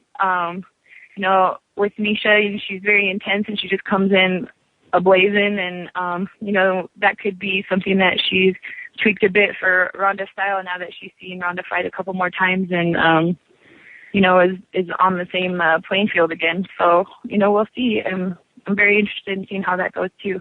One way or the other, I'd like to fight Misha again, just because my own personal accomplishment in that would be to wake up sooner and to finish that fight sooner, and to just go out there, start in the first round like I did that third round, and not have any regrets where, it really does bother me that there's people saying that it was stopped early. It really bothers me that, there's question about my illegal knee. All of those things are things that I want to rectify within myself and my fans and just, people that care. So that's something that I want as far as my future too. So, that fight going either way really benefit, or I guess makes me feel better one way or the other, because I'll get one of the opponents I want regardless. Awesome. Go ahead, George. Let's talk about Ronda's skill set a little bit, actually, because a lot's been said about it. People, it seems to be like one of the main things people talk about, and really all the armbar finishes, is. When you look at, obviously you said you were looking at Misha Tate for a while. I assume the same with Ronda. You've been watching her fight for some time since she made it to the spotlight. When you look at her skill set, she does armbar everybody. Her judo, her top game, ground game is definitely very strong. Do you think it's as simple as simply avoiding an armbar and those positions that she's good at on top, or is there a lot more than people aren't seeing to Ronda's game? What do you think when you watch her fight and you take it all in and break her down? Well, there's got to be more. To get to this level, you have to be confident in your skills, and I do think that the armbar is something that she's perfected in her life, and that's something that it's her go-to, and when the going gets tough, that's always there for her so far, and that's cool. So I'm sure there's plenty out there that she knows that no one's seen yet, but I do feel like a lot of her opponents have strictly trained to defend that armbar, and I think that element of training, where you're constantly worrying about what's going to happen to you, kind of puts you in a bad position just to start. My approach to fighting Ronda would be, I'm going to train the hell out of arm bars too, and I'm going to feel great if I get one on her. And along with that goes just sharpening the rest of my skills and making sure that I can go out there and I'd love to go get another fight of the night with that. I think that with her potential as staying world champion in this fight, I know people are kind of getting a little tired of seeing the armbar, even though, the seasoned athlete knows that that's like it's a talent to be able to get. But, I think that she's going to probably try to do a few more things, especially since she's comfortable with having fought Misha before, and maybe she'll do more things. I think this will probably be the fight for her to show it. You think it's possible that a lot of her opponents get kind of caught into the mental aspect of that, and the reason I ask is because not to make a total comparison to Ronda Rousey and Anderson Silva, but Chris Weidman and the people like that definitely they made some statements about how Anderson Silva also has his presence to him, and that you watch these highlights and you're almost in awe of the guy when you get into the cage, and you're only thinking about, well, what's he going to do? What's he going to do to me? Instead of what exactly you're going to do to him, or in her case, to her. Do you think that it's more? Do you think a lot of that's head games with her opponents maybe already getting beat before they even get to the cage? Oh, totally. I think it has a lot to do with that. And that's something that I've talked to a few people about, and different coaches and stuff. Is like I don't want to train the day for Ronda. I didn't get this far by worrying about what my opponents were going to do. I actually don't really watch film on my opponents. I expect my coaches to tell me what I need to do and put me through the workouts that I need in order to perform at my best, and then they trust me to go out there and improvise and make it work. And I think the more information I know, and the more that I try to instill in me what other people are going to do, and I have these expectations of people, I think the less that I'm focusing on my performance and what I'm going to go out and I'm going to do. And those things are, it's something I've learned through experience. In jiu-jitsu, I haven't put as much time into a gi as I would like to, and some of these tournaments I go to, I'm like, oh man, if they grab my gi, I'm not sure what I'm going to do. And then all of a sudden they're grabbing my gi and I'm not moving because I was worried about them grabbing my gi. You know what I mean? And so these are things that I don't know, I don't want to put any extra energy into worrying about somebody else's game when I know my game's already good and I've gotten this far and I'm undefeated because of trusting myself and the work ethic I have and the way that things have panned out for me by just sticking true to training hard and learning and improving myself and not worrying about them. Fascinating. Let me ask you this, Kat. There has been a lot of questionable behavior, I guess, with Misha and her boyfriend and the stuff that they do and say to the media. Brian Caraway's turned out to be, not that nice of a guy as far as what media knows about him. I'm wondering, you kind of got involved in that a little bit, and I touched on it just briefly earlier, with you tweeting Ronda and saying punch her in her nose or her big nose or something like that. What's all that about? Could you give us a little bit more insight to that? So, yeah, I don't really like Brian. I think he's got a bad attitude, and it doesn't matter. It's whatever. He's going to live his life and act the way he acts, and the more I care about it, the more stressed out I would be, so I don't care. I don't know the dynamics of Misha and Brian's relationship, and if they're happy together, great, but, my animosity with the comment that I had written Ronda was I had just gotten out of surgery, and I was still in California, and I had gotten a message from somebody that Misha had said that my knee injury was fate. And I took that really personally, and I was pissed. I was, getting wheeled into the hotel, and I think my friend Mallory had just told me that she had said that, and I just was like, really, from athlete to athlete, you're going to go there? And, I wouldn't wish that on any opponents. I've never had any ill will towards any of my opponents until recently, actually. And Misha knows why, and I know why, and that's really all that matters. We can play around with the media and say, I don't know what's going on, and I don't know this and that, but whatever, it doesn't matter. It's, the fight's over. I got mine. If we fight again, perfect. If we don't, kind of sucks because I'd like to kind of settle that personally, but, I don't know. I don't really know what their deal is. I don't know why sometimes they portray themselves so negatively, but, no, that's them. It's not me, and that's how they want to run their lives. Who am I to judge? Do you find it interesting, or is it like an eye opener that when you can make those kind of comments on Twitter now in this day and age after your fight, your UFC debut, that it gets so much attention, whereas probably prior it wouldn't? Because I find it fascinating. One, the female fighters, you guys interact way differently than the males do. You can say stuff like that. You're talking about each other's man or whatever. You know what I mean? Like it's kind of like girl talk. And I'm just wondering, what's that like for you? Well, I've never gotten on anywhere and just tried to insult anybody, and I won't. I had said Ronda punched Misha in the nose for me, and Ronda said, "You'll get that title shot you deserve," and that was that. But then Ronda and my husband started getting it and calling it a big target, and she's like, "Yeah, it is," and all this. And at that point, I was like, "I'm taking my hands off of this. So if you guys are gonna do that, then go with it." And I'm gonna just heal because I don't know. There's no point in wasting energy towards that. But with Ronda, I went up to her and Dana at the last fight. No, it was the expo where it was, and I just went up and said hi, and they asked how I was doing, and everything was cool. I mean, I don't know Ronda. She has never been an unclassy opponent to me thus far. Who knows what happens when we're gonna have each other coming up as opponents? But as far as right now goes, she's been a really compassionate and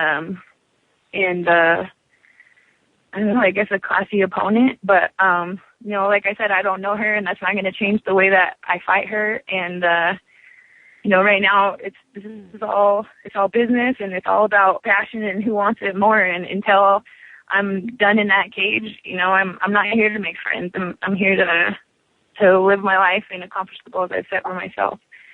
So, if everyone's cool, that's cool. If everyone, I don't know. Yeah, it was kind of crazy having so many people care about that comment. I haven't had that experience yet, and all of this stuff is a little bit, still a little bit crazy for me to see how much attention it gets. But, a fight's a fight, and fans are fans, and everybody wants to see the best go down. And if that has a story behind it, then great. And if it doesn't, then great. So I think that, yeah, it is a little weird with the girls. I've never talked to an opponent before I fought them. I've never really done anything except for train for myself. And it's it's definitely new and interesting. But it's cool to see people support and acknowledge how hard we work, and just be invested in our accomplishments. I really do appreciate that. You guys are definitely getting a lot of attention. You're definitely under the microscope as far as your Twitter's concerned. People are definitely following everything that's going on, and it almost seems like with the situation with Caraway that it seems like that you three are the really popular fighters of the named fighters mentioned in the whole thing, and that it's almost he's piggybacking everybody else's stardom. Do you kind of feel like maybe he's just egging it on to get a little bit of attention and a little bit of shine on himself, or maybe I don't really know what his deal is. I don't know why he acts the way he acts. I don't know why Misha puts up with it. I don't know if she has something to do with it. I don't know them, so. All I have is my perspective on them, and I can't really tell why he would want negative attention like that. I mean, that's something that goes with you for the rest of your life. And with the UFC, this is our first opportunity to make an impression about women's MMA, and just to make it negative and crappy, just I don't know. That's lame. It was cool making history, and then to have it turn out to be catty and a crap fest about some things, it was like, dang, this was really exciting for a while. Why are you guys acting like that? So, I don't know. Maybe there is a plan behind all of it, but, to my knowledge, I don't know. Just stepping away from that whole situation for a minute and talking about the women's fights in general, there seems to be a really common theme in it, and it goes for not just the UFC women fights, but when the Invicta cards and everything, that the fights from top to bottom with the women fighting are 99% of the fights are always exciting. Like whether you know the names of the fighters or not, the fights are action from bell to bell. But a lot of times with the UFC cards, you just don't see that. It's not like that for every fight, but you definitely get those cards where guys are playing it safe and there's just not a lot of action and the crowd isn't happy. And what is it about the women fighting that, I mean, you got, and I've seen it in the training room. It just seems like the volume is turned up higher. Like there's just more that the women are just wanting to do more. What do you attribute all that to? Why is such a vast difference between a top to bottom women's card and a top to bottom men's card? Well, Dana had said to me, I think he had mentioned, he was like, women are just meaner, you know, and I had never really looked at it like that. But, you know, when you take off the headgear and the shin pads and the heavy gloves with your training partners, and you finally get to go in there against this opponent that, you know, agreed that you guys are going to try to mangle each other, you know, to see whose hand gets raised for that 5 seconds. So, you know, it's something that, you know, kind of stuck to me when he said we're meaner. You know, I think that just instinctively, you know, we are smaller. You know, a lot of the girls that I think, you know, we're seeing in the UFC and especially in Invicta have come from some kind of background of, you know, just things being harder in life than average for other women. And this is a way that we channel that in a way that we can get a healthy outlet as well as exercise. And when you combine all those things together, I think it creates these phenomenal women athletes that just are, you know, this is not the hardest thing we've ever done in our lives, you know, going and getting in a fight for 15 minutes, you know, versus some of the things that, you know, we may have been through, you know, with Rhonda and the Olympics. You know, she had to train her butt off to get there, I'm sure, you know. For Misha and I, we both wrestled on boys teams, and, you know, I don't know about her, but when I first started off, they were not very excited to see me there, and they were often trying to get me to quit, you know, through physical measures, and I didn't get the hint. You know, I just kept showing up and thinking the sport was hard as hell, you know. So these are all things that I think contribute to women being so aggressive and intense, and I just think with it being new, there's a I don't know, kind of a moral thing within all of us that we want to prove that it was a great decision, you know, to have us be fighting and to make this, you know, available to us in our lifetime. You guys definitely fight like you have chips on your shoulders. Right? Definitely fight like you're like everyone's got a chip on their shoulder, you know, like I mean, from bell to bell. It's very obvious. I agree. I don't even know what it is, but I agree. So when you, as kind of like one of the first initial names onto the UFC, you know, really you're going to be one of the pioneers, really, of the UFC women's division. Like, have you kind of sat back and taken that all in yet? After the fight, I really did. You know, I looked at how many people were just like supportive and happy, and we're glad that the move had been made to bring the women into the UFC. And you know, that was obviously something that worried us, is people having a negative reaction to seeing women there. It's like, no, we know this is a good choice. We're going to show you, right? Just watch, you know. And I'm glad that worked out. I'm glad that that's something that, you know, people can say they're grateful that they're watching women in there now, where it was such a debate before and it was such a big problem and no one wanted to see it. And I think now it's looked at in a different light, and I really appreciate, you know, the open-mindedness of that. Amazing. Well, Kat, I think we're done with you. Girl. Is there anything else, George, you have for Miss Zingano over here? Unless she wants me to go over anything else, and if she wants to talk about anything else, I mean, I pretty much hit everything. I really appreciate it. Definitely good talking to you, Kat. Good talking to you guys too. Thanks so much for calling me and including me on your show. No, thanks. Thank you very much for coming on. You know, we've been wanting you on since I think the Misha fight. So thank you so much for taking the time out today and coming on our show. We really appreciate it. Absolutely. Good talking to you guys. Have a great day. All right, you too. You too. Thanks. Well, George, what did you think about that one, man? That was a good interview with Miss Zingano. Yeah, a lot of interesting things to say, man. You know, what about you? Thought it was fantastic. You know, I've been dying to have her on the show for a long time. Our schedules have never matched up, really, you know, to get her on. So today, it was a great privilege to get her updates and see what's going on in the head of the UFC's #1 contender in the female bantamweight division. So she's the #1 contender still, not Misha, huh? Well, I guess Misha is technically, but I mean, I think Kat Zingano is the true #1 contender. She's the one that earned that accolade. Yeah, that's true.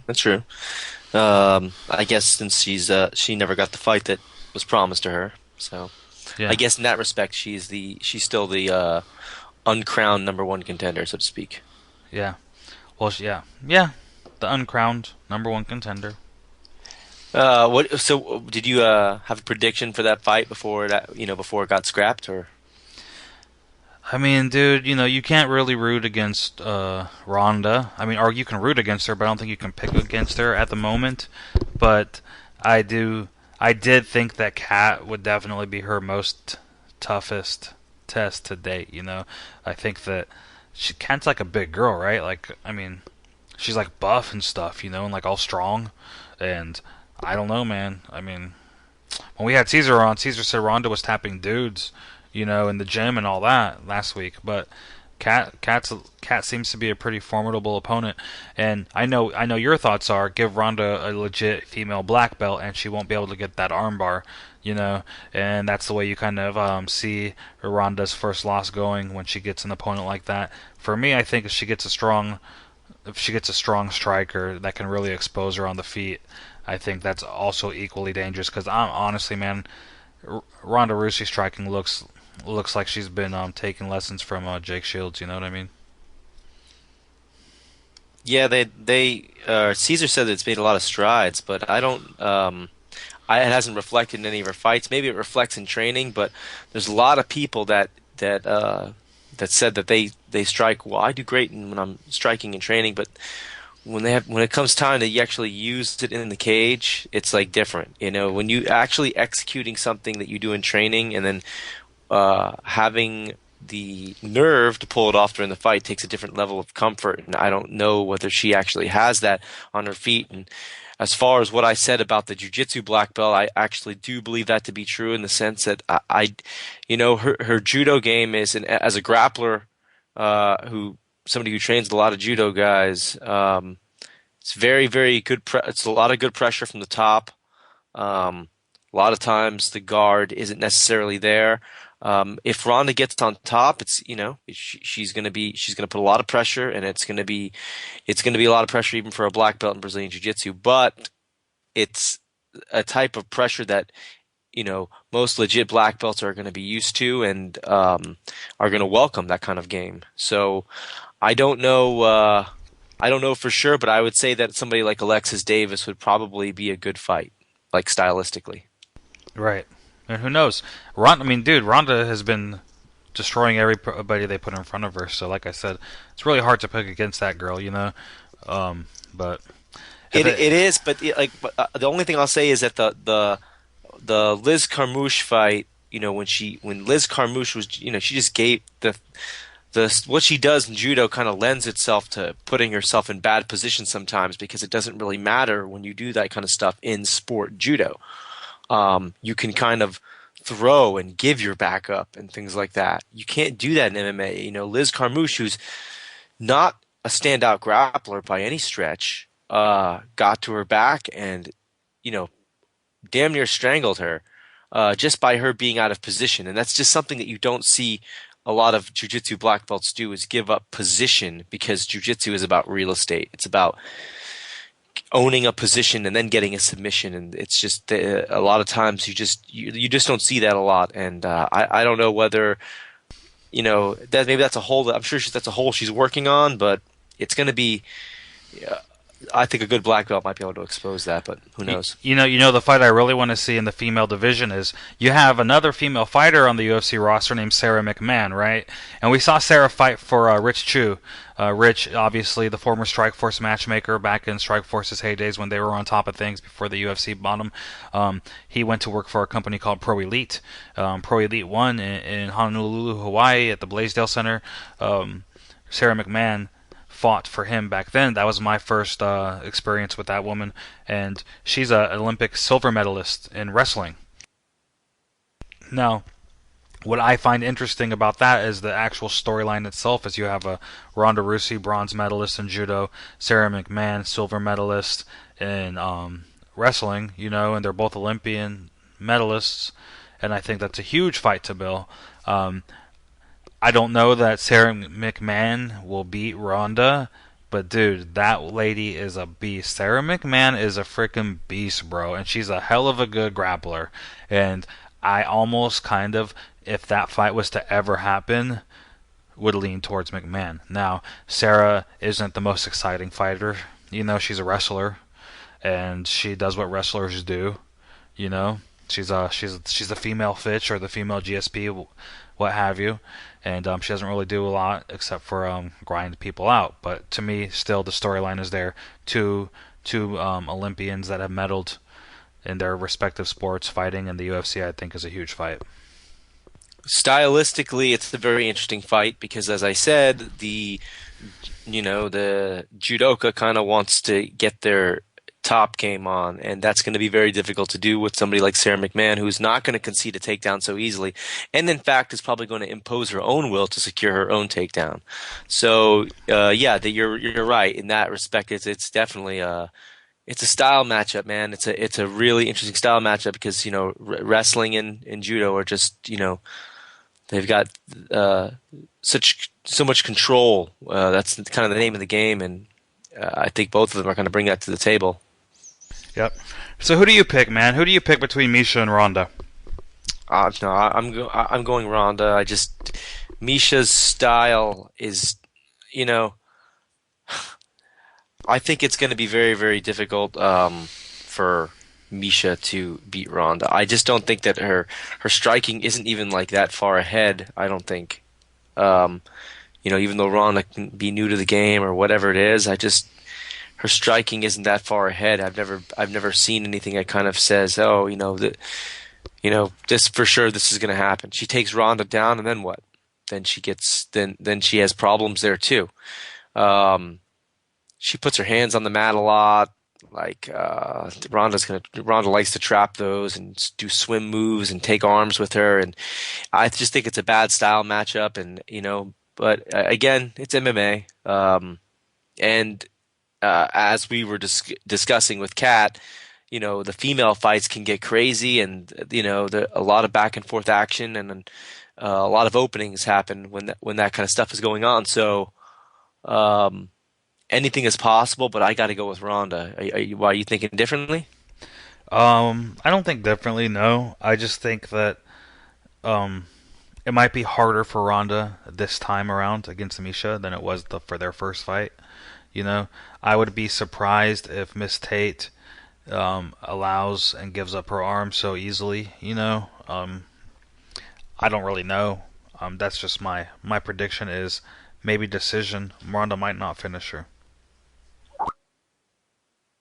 Yeah, I don't know, man. Ronda has shown to kind of be a finisher.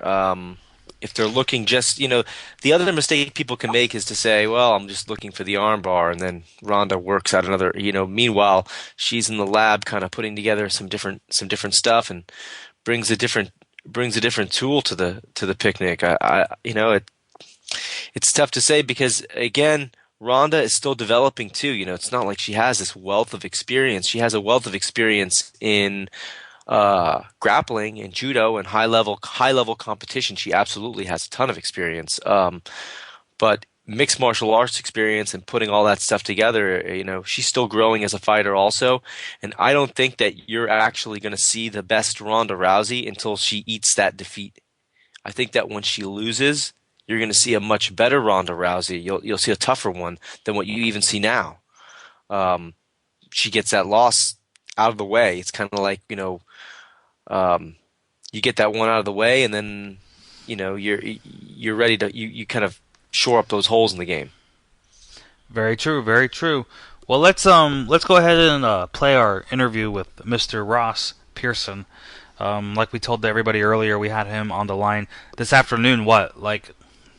It's been like 7 hours ago or so. It was 3 o'clock Eastern because we had to 5 hours. What was it, about 5 hours difference? Yeah, it's like middle of the night for Ross right now, so we couldn't get him on the show live. But in order to get him, we had to do a tape. We had to do a pre-record, so that's what we're doing. And that's what we did. And we have a really good interview with him. Really good, classy guy. And he talks a lot about, again, I think what are the key points in this interview, George, for the people who are listening right now? It's the adversity he faced in Ryan Couture fight and the lead up to that fight. and where he sees himself in the division. He actually said that if Michael Bisping isn't the first British fighter to get a title, that he will be the first British fighter to get a title in the UFC, right? Yeah. It's a lot. He said a lot of interesting stuff. I'm not going to dive too far into it because we got it coming up right now. We're going to queue it up. But he said a lot of interesting things, and it's definitely some eye-opening stuff prior to the fight with Ryan Couture. So yeah, definitely check it out. All right, let's get to it right now. Ross Pearson. BJPen.com, we have on the line now Ross Pearson, UFC lightweight fighter, Ultimate Fighter winner, Ultimate Fighter coach. How's it going, Ross? Good, man. I'm enjoying this beautiful British weather. It's very rare for me to see that, but the sun out here is on par with Hawaii sun, I think. Very nice, very nice. So what are you doing with that weather out there, man? You gonna be spending your day outside or what? Yeah, just doing what I always do: train a little bit more training. Just constantly keep trying to improve and keep working hard, and keep pushing myself. You know, it's one thing about it, I never stop. I never take any time off. I just constantly keep working, keep improving. I just enjoy what I'm doing, you know, and it makes it nicer with this weather being so lovely. Amazing. Now, you definitely, your hard work definitely shows, especially in your last couple fights. Let's talk about that before we talk about the future, because this is the first time we've had you on the show, so it's gonna be cool to talk about a bunch of different things and get updated. Your last fight with Ryan Couture, you looked really scary in that fight, man. Give me your thoughts. Did that go the way you expected it to go, or are you happy with the outcome? I'm sure you are. Obviously, yeah. I'm thrilled with the way the fight went and how it ended up, you know. I learned a lot about myself in that fight and that fight camp in general, you know. I had a real bad camp. I had some of the best coaches, the best training partners to spar with and train with, and my body was just not reacting well to it. I was picking up some serious injuries, and my mind just got me through it, you know. My mind power, my willpower of just not being able to say no and not quitting just got us through, you know, and I learned a lot about myself as a fighter and as a person, and how much I really want this, you know. I could have quite easily not have pulled out of that fight. I strained my MCL in the fight. I really hurt my scapula, and then a week before the fight, I got a staph infection in my leg, so I had to get that cut out of my leg a week before the fight. So the week of the fight, the week leading up to the fight, I was on antibiotics all week to get rid of the staph infection. So body-wise, I wasn't in the best shape, but just my mind power and my willpower of my head to just forget everything what's happening, to just go in there and fight, just goes to show how strong my mind power really is.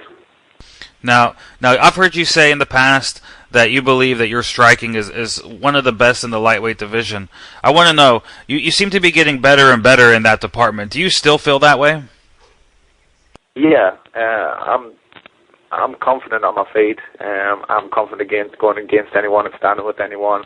I believe that I've got a real, mixed verse of striking, you know. I think I'm really starting to learn how to set my striking up for MMA, and really starting to use it properly in mixed martial arts. When I first started out fighting in mixed martial arts, you know, I was a striker fighting mixed martial arts, and the combination of the two just wasn't quite working. I just wasn't quite getting into range. I just wasn't quite landing the shots where I needed to land. But it's starting to click now, you know. Having some of the best coaches out there and training with the guys in Alliance who's pushing us every day, it's starting to click, you know, and I'm starting to realise where I need to be and what I need to be doing in this striking situation to be putting people away. Yeah, you know, Ryan, I want to go back to the Ryan Couture fight for a second, and you know, a lot of things you were just saying about the tough training camp and how you were feeling going into that fight, and the injuries and things like that. Was there any thought of pulling out of that fight, or you know, maybe taking a step back and pulling the reins back a little bit so you could kind of recover and recoup and go in there, you know, completely 100% on your game? Yeah, you know, a couple of times I questioned myself. Did I really want another loss to someone that I should be beating? And I don't mean to say that in a bad way. against Ryan, you know. I think Ryan's a great fighter, but on paper I should be beating Ryan Couture, you know. And I was thinking, do I really need to go in there and get beat off Ryan and let him take everything what I've achieved in the UFC and start his career, you know? Yeah, of course, it went across my mind a few times, but my coaches, my teammates definitely helped us out as best as possibly they could. With my training and getting ready for the fights, you know. We came together as a team. My coaches sat down and we talked about it and we talked through, and my coaches felt that I could do it. My mind said I could do it. My body wasn't saying I could do it, but, you know, like I said before, my mind power was just too strong just to say no and sit back. I'm not one of them type of people that likes to turn a fight down. I love fighting. I love competing for the UFC. I love everything about what I do. And it was just too much of an opportunity to turn down, you know, a co-main event fight against Ryan Couture. It was just too big of an opportunity for me to say no. Yeah, you know, talking a little bit about a fight like that, you know, you mentioned that it's a fight that you really, deep down, you felt that you should always win, that, you know, it's a fight that you should win and you'd be giving away to him if you know, you could potentially have given away to him. So what is the mentality going into a fight like that? Because when you look at your resume, you know, you fought guys like, you know, Aaron Riley, Dennis Sieverts, he's sort of the top of the division. You know, Cole Miller's been there forever. You know, Cub Swanson's top of the featherweight, Edson Barboza. These are all amazing fighters. And then Ryan Couture's kind of a fighter that's still trying to prove himself a little bit. And you're very seasoned. So what is the mentality going into a fight like that, really? Because you have kind of everything to lose and almost nothing to gain. I can tell you honestly, deep down, that's the most scared I've ever been for any fight. I don't know whether it was how the camp went, how my training went, how my body was feeling, but standing behind the curtain to go out for that fight was the scariest part of any fight that I've ever had in my career. I was really scared. I guess it was me just fighting myself to overcome the nerves and just go out there and put it on. But once I stepped inside the cage, that all went, and I just felt totally normal. That's the only thing that I felt any different, was that I was way more scared. But than any other fighting someone as dangerous as Edson Barboza, I was more scared fighting Ryan Couture because my body just wasn't 100%, and I was scared of giving away a fight that I shouldn't necessarily give away, you know. Interesting. Any news on the Manchester card, Ross? Do you have any info on that? Is that event going to go down? Do you know? Have they told you anything? Because I know you were lobbying to be in the co-main on that event. Yeah, I've asked to fight Takanori Gomi on the Manchester card. Whether that comes off, I have no reply yet. I would love to fight back in England. I think I owe the English fans a fight. It's been over 3 years since I fought here now, and since coming back home and training back home, I think quite a lot of the British fans are starting to really get behind us and want to see us fight again. Of course, they stay up at 4 o'clock in the morning watching us fight on TV, but to see us fight live in England again, I think they really need to see us fight, and I feel like I owe them something, you know, because deep down, that's where my base support came from, you know, that's where my home roots came from, and yeah, I owe them a good fight, man. Why Gomi? What about Gomi is enticing to you? And you know, it seems like a lot of the MMA world is behind that choice. You know, you called him out, and everybody kind of ran with it. And it seems like that potential booking gets a lot of support. But for you, why did you go for Gomi? Why are you going for Gomi? Well, I said it's just anyone inside the top 10. I want to prove myself against the best. Anyone outside of the top 10, it would only have to be Takanori Gomi. Former Pride champion, legend in the sport. He's got a huge name, and I'm benefiting from fighting a guy like him. You know, I want to achieve some of the things that he's achieved in this sport. I think he's a credible opponent. I think he was one of the best in his time. So yeah, why not fight someone like him? You know, if Joe Silva turned around and said, TJ Grant or Graham Maynard or Josh Thompson, of course I'm going to take that fight instead. You know, I want someone who's going to put me right up there in the mix with the best guys in the world. I would take that fight immediately, but outside the top 10, I think the only person who I really want to go for is someone with a name like Gomi, where we're still benefiting. You know, this is a business at the end of the day. I want to improve. I want to get better. I want to make statements, and these are the type of guys that I need to be doing against. They're named guys who's worldwide ranked. You know. Makes sense. Let me ask you this too, Ross, because if you do get that fight, or if you're put on the Manchester card, the rumored headliner is going to be a Bisping versus Munoz, right? And I always find it really interesting because I don't really ever try to bring nationalism into the UFC because I know it's a global sport and there's really, it's not like a really, national teams and so on and so forth. But for the UK, for being a UK fighter, how important is it to you to see a British fighter get a UFC championship? Because we haven't seen that yet. Bisping seems to be the closest guy right now. I mean, Hardy didn't get it when he fought George St. Pierre, but Michael, I mean, if he can get past Munoz, he might get a shot. Well, I mean, how important is that? Huge. It's huge for the sport here. For English fans, for the media, for everything itself, just a whole stand on UK MMA, British guys, everyone knows British guys come to fight. Everyone knows if you fight a British guy, you're going to end up in a war. Tough guys, all it is now is building up our skill set, and Michael's done what pretty much I've done, Brad Pitt's done it, Dan Hardy done it, travel the world, train with the best guys in the world, find the best coaches, find the best training partners, and improve on them skills. But deep down, our roots are from England, and we've got good fighters from here, and it's just about going out there and really chasing the dream and living that lifestyle. And yeah, Mike's number one, but I'm pretty sure I'm close to number two. So if he doesn't achieve it first, I'm running up close second. Like I said, I know he wants it bad, but I sure want it bad too, You just said it. You're kind of the number 1 and 2 guys. Since you won an Ultimate Fighter season, you have a lot of tenure in the UFC. It's really interesting though that the fan perception is so different for both of you guys. You think it's simply a matter of just the way he interacts? Because Mike is a really good guy, and he really knows how to play the game very well. He knows his role, and he knows how to promote fights and do that sort of thing.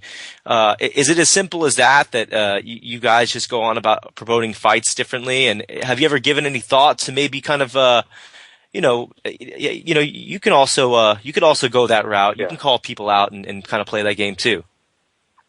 Yeah, I definitely think it's just different type of personalities.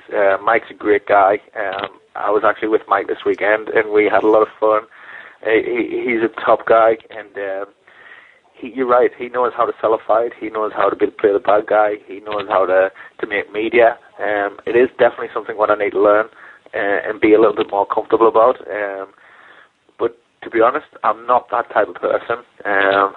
I don't know what it is about me that I'm a little bit more laid back, a little bit more forgiving. I don't know. I just, it's the way I am as a person. I'm a lot more quiet and hard. Not that I'm more hardworking, but I'm just quiet, hardworking, normal guy. Mike's got the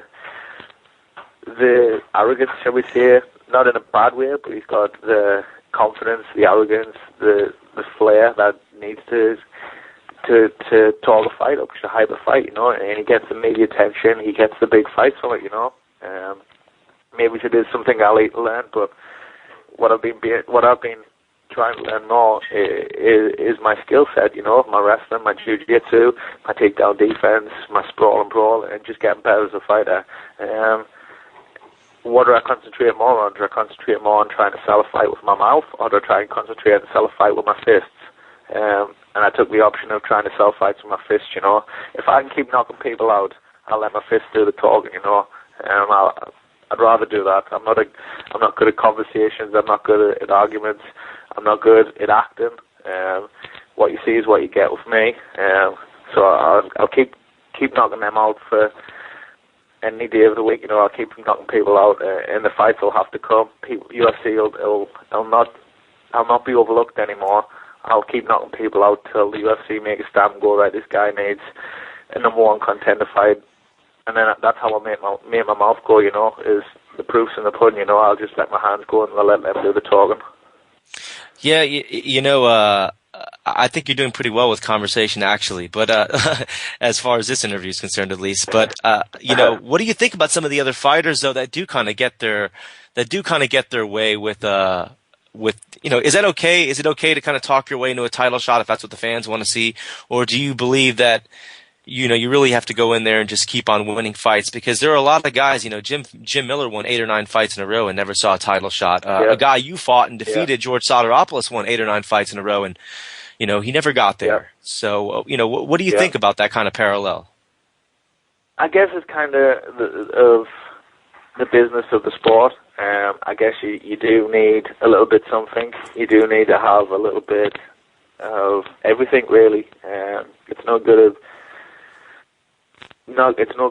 being able to walk the walk without the talk, Look at everyone. Anderson Silva, he does it as well. Anderson Silva comes out with his statements. That George St. Pierre comes out with his statements. And they've got the media down to a T. They know how to work it. They've been champions for a long time now. And they know what it takes to be selling fights and making money, Maybe that's one aspect that I need to learn. But for right now, I'm just going to concentrate on what I'm doing. Look at TJ Grant. He just keep knocking guys out, keep fighting his fight, and doing his thing, He's not much of a talker. He does his thing, and he's up there with the best guys in the world. Unfortunately, got injured. He didn't get his title shot, but he was nearly there, Makes sense.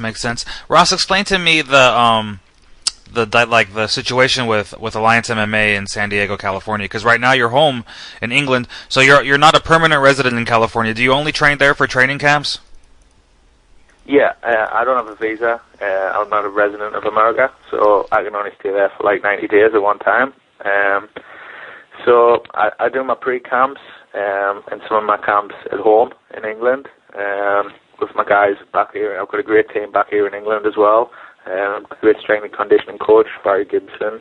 Dino Messinger is my head coach over here. He handles my MMA. And I've got a lot of great sparring partners, a lot of good guys coming through the ranks, and we've got a good team, and obviously the Rough House guys who are still here always help out, and it's good training. But yeah, my main part of my training camp is in San Diego Alliance with Coach Eric Del Fierro, Adrian Melendez, boxing coach, Jimmy Harbison is my jiu-jitsu coach. And obviously working with Mike Chandler and Phil Davis on my wrestling. That's where the last 8 to 10 weeks of solid hard training goes down. That's I call it going to jail when I go to camp. I only get 2 hours exercise a week, a day. You're locked up in that gym, living, training, eating, breathing, fighting, and that's what gets you ready, prepared for the biggest fights in the UFC. Makes sense. Do you ever think about making the full-time move to Southern California and training with them full-time, or do you kind of like being home when you get the chance? I am English deep down. I'm kind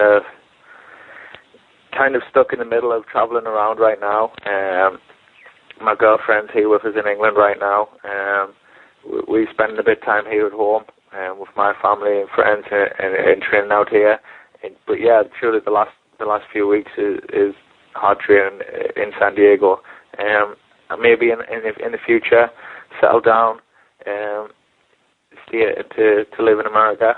I'm not quite sure yet. I don't know how that will pan out, or how I would miss home, how I would miss England, or what, but these conversations, we've been talking about it. We've been planning things on what to do with our next move.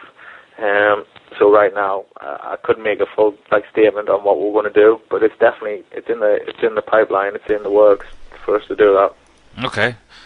I've lived a lot of different places, man, and I always say you can always go back home. You know what I mean?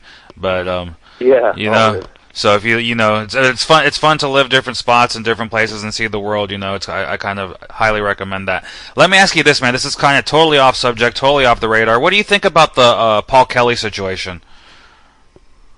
Guy just got sent. He got sentenced 13 years in prison, for those who don't know, for dealing narcotics. Yeah, I mean, I don't know what to say. I haven't been following his case. I'm bummed from whatever's happened.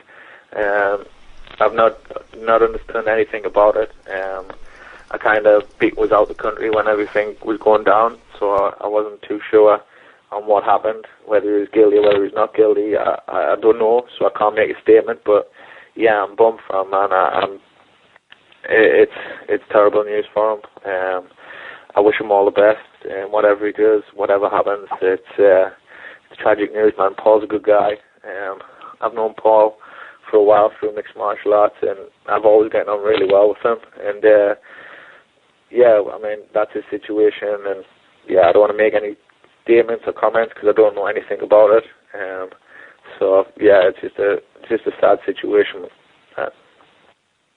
Ross, you have 21 professional fights according to your Fight Finder now, and at this point, pretty much half of them have been in the UFC. Kind of take us through that whole evolution now, because you're kind of at the point where you're really a UFC guy. You're like a UFC name. You're just associated with being a UFC fighter. Only a certain handful of guys kind of have that tenure. A lot of people come in and get 2-3 fights and then they're out. Not a lot of people can come in there and have that kind of staying power. What has the whole process been like? When you came in, completely new to the promotion, but now you've been around for a long time. So take us through the whole last 4 years. It was 2009 when you won the Ultimate Fighter, and now 2013. So what's the roller coaster ride been like? Oh, it's been crazy. The roller coaster's been crazy. I tell you, there's been some good ups and there's some good downs. It's been unbelievable. I just remember being so green as grass, really not knowing anything about the business. Obviously, my fighting, I was always been up for fighting anyone. That's just who I've always been. I've loved the sport. I've loved mixed martial arts. I've always been eager and keen to get in and compete with anyone. Stepping up to the UFC level wasn't really too much of an issue that I had to deal with, because I've always stepped up the plate and competed with the top guys that I could always compete with. So that really wasn't an issue. It was learning the business, learning how to be the best fighter I can be on the night that I need to be. Sometimes in my career that I was too hungry, too keen, too eager to do well, that I wasn't turning up to be the best fighter on that night. I would have had that fight. That guy would have turned up probably 3 weeks before in the gym, and I wouldn't have made any money from it. So really, a lot of learning has gone into learn how I'm getting to be the best fighter on the night, putting the best Russ piece in front of millions of eyes, and not in front of 20 people inside the gym. That's been a big learning curve from us, and as well as Dana says it all the time. When a fighter fails at home in the UFC, he starts putting on performances.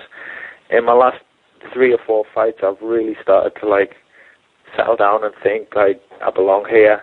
I feel home. I feel comfortable fighting in front of all the fans, in front of all the camera.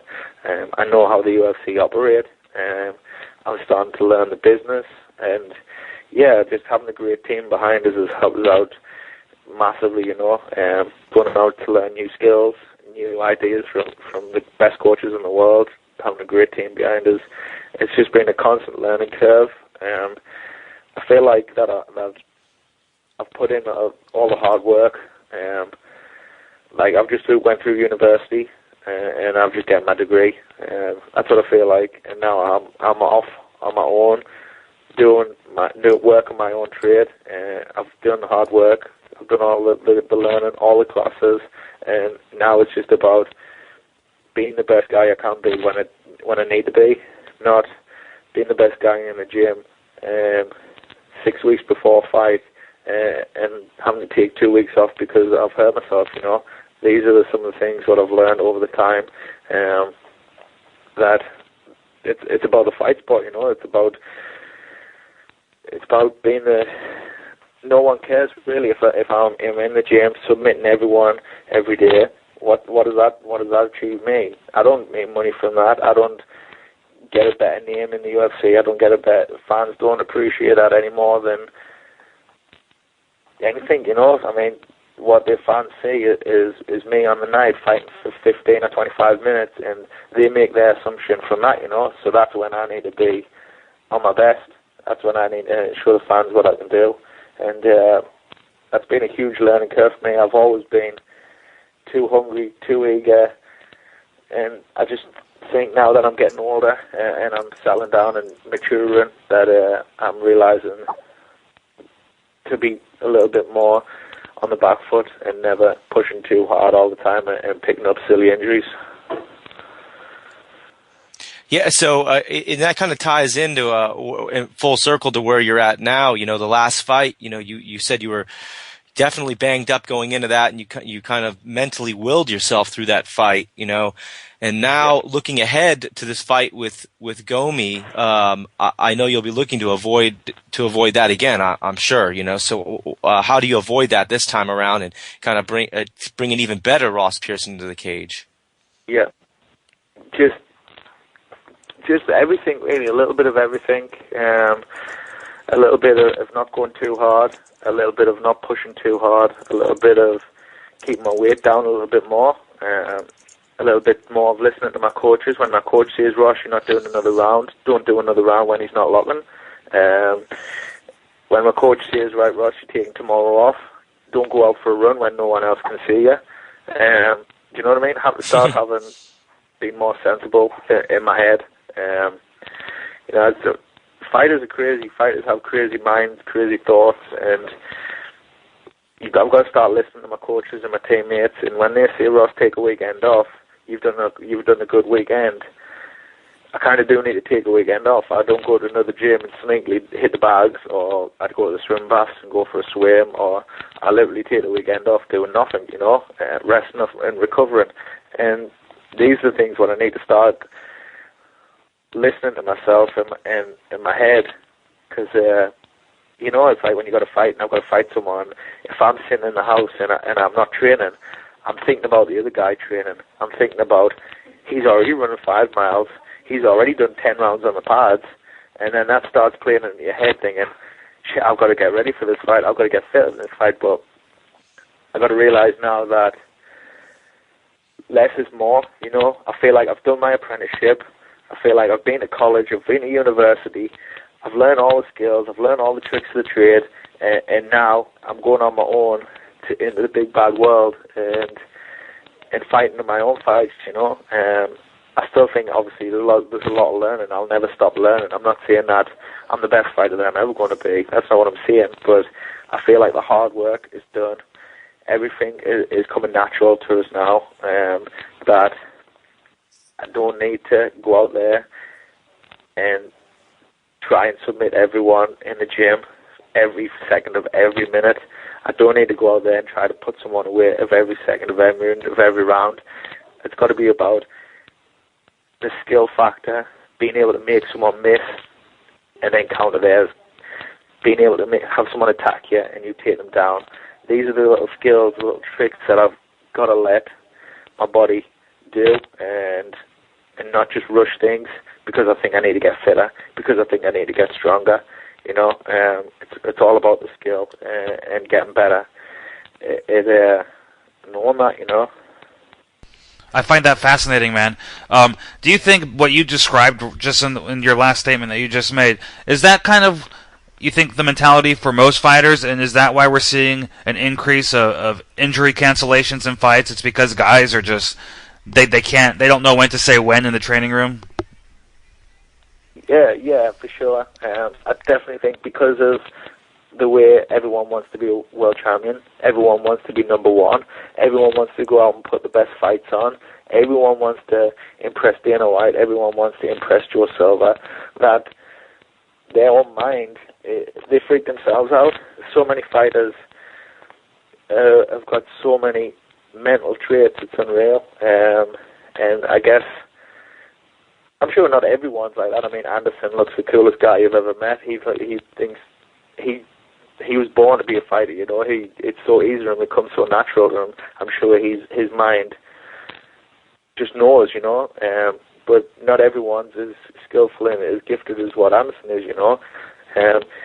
So everyone has their little mind freak outs at times. Everyone has the little glitches what they need to get over and improve on. But yeah, I definitely feel it's a huge factor of some of the injury prones, some of the reasons why guys are pushing too hard.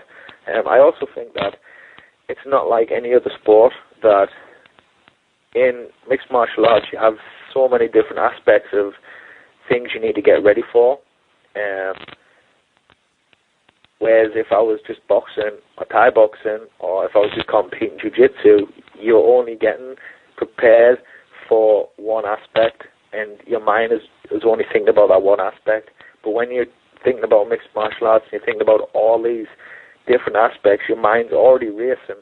And sometimes when you're not concentrating on one thing and your mind's racing on a million things, you're not actually concentrating on what you're doing. You're just going over it, and not concentration. Definitely, you get moments of things can happen, you know. What if you were concentrating a little bit harder, it wouldn't happen, you know. Makes sense. All right, Mr. Pearson. Well, you've been more than gracious with your time today. I know it's getting late over there in the UK, far later than it is over here. Is there anything else we missed, man? Before we let you go, this is pre-recorded, so we can kind of do whatever. Is there anything you want to talk about that maybe we didn't get a chance to cover?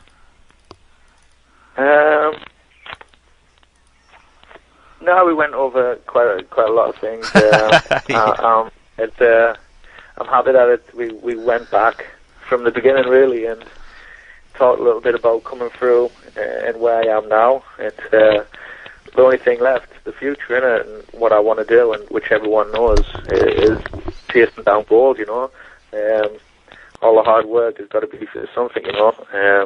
I can't be ruining my body for nothing. So yeah, that's obviously the future. What I want is gold, but I just want to thank everyone for all the support that I get. I really do, from fans all over the world, from places that I would never think of, who would even know who I am. I get supporters from, and it's overwhelming, you know.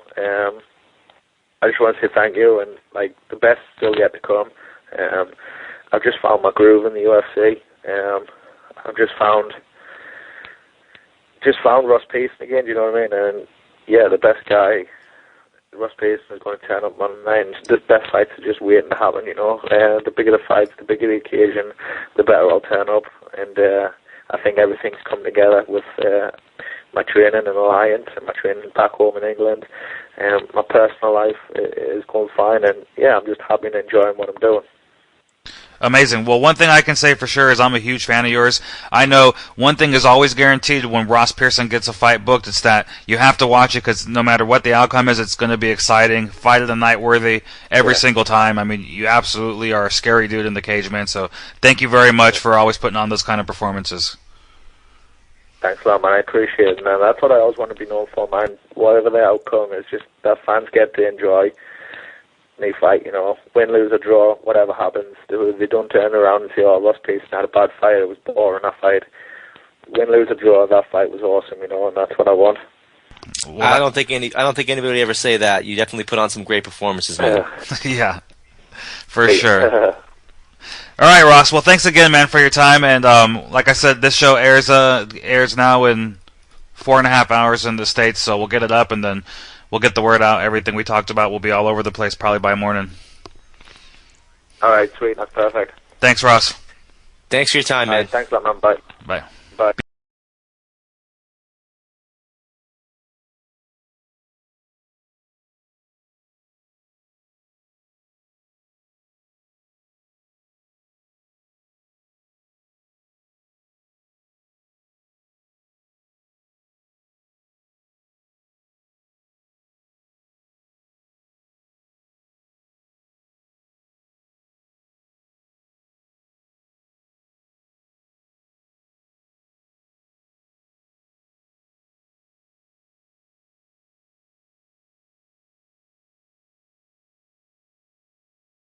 and tribulations he went up against as he was getting prepared for Ryan Couture, and it'll be interesting to see because you can tell simply by talking to him how hard he works. If he can keep kind of those injuries away and get into a fight where he's feeling closer to 100%. Yes, sir. Yes, sir. And with that being said, we're done. Do we have anything we want to say before we get off the air? Yeah, remember, check out Athletic Greens, check out MMA Warehouse, and remember next week we will have Michael Bisping, so make sure you stay tuned for that. And we didn't get Joe Riggs, but we are going to work on trying to get that, and so we can talk to him again. It was definitely really cool talking to him, and I'm sure everyone had a lot of fun with that. All right, that's it. So next week, same time, same place. Thanks everybody for listening. Talk to you soon. Bye.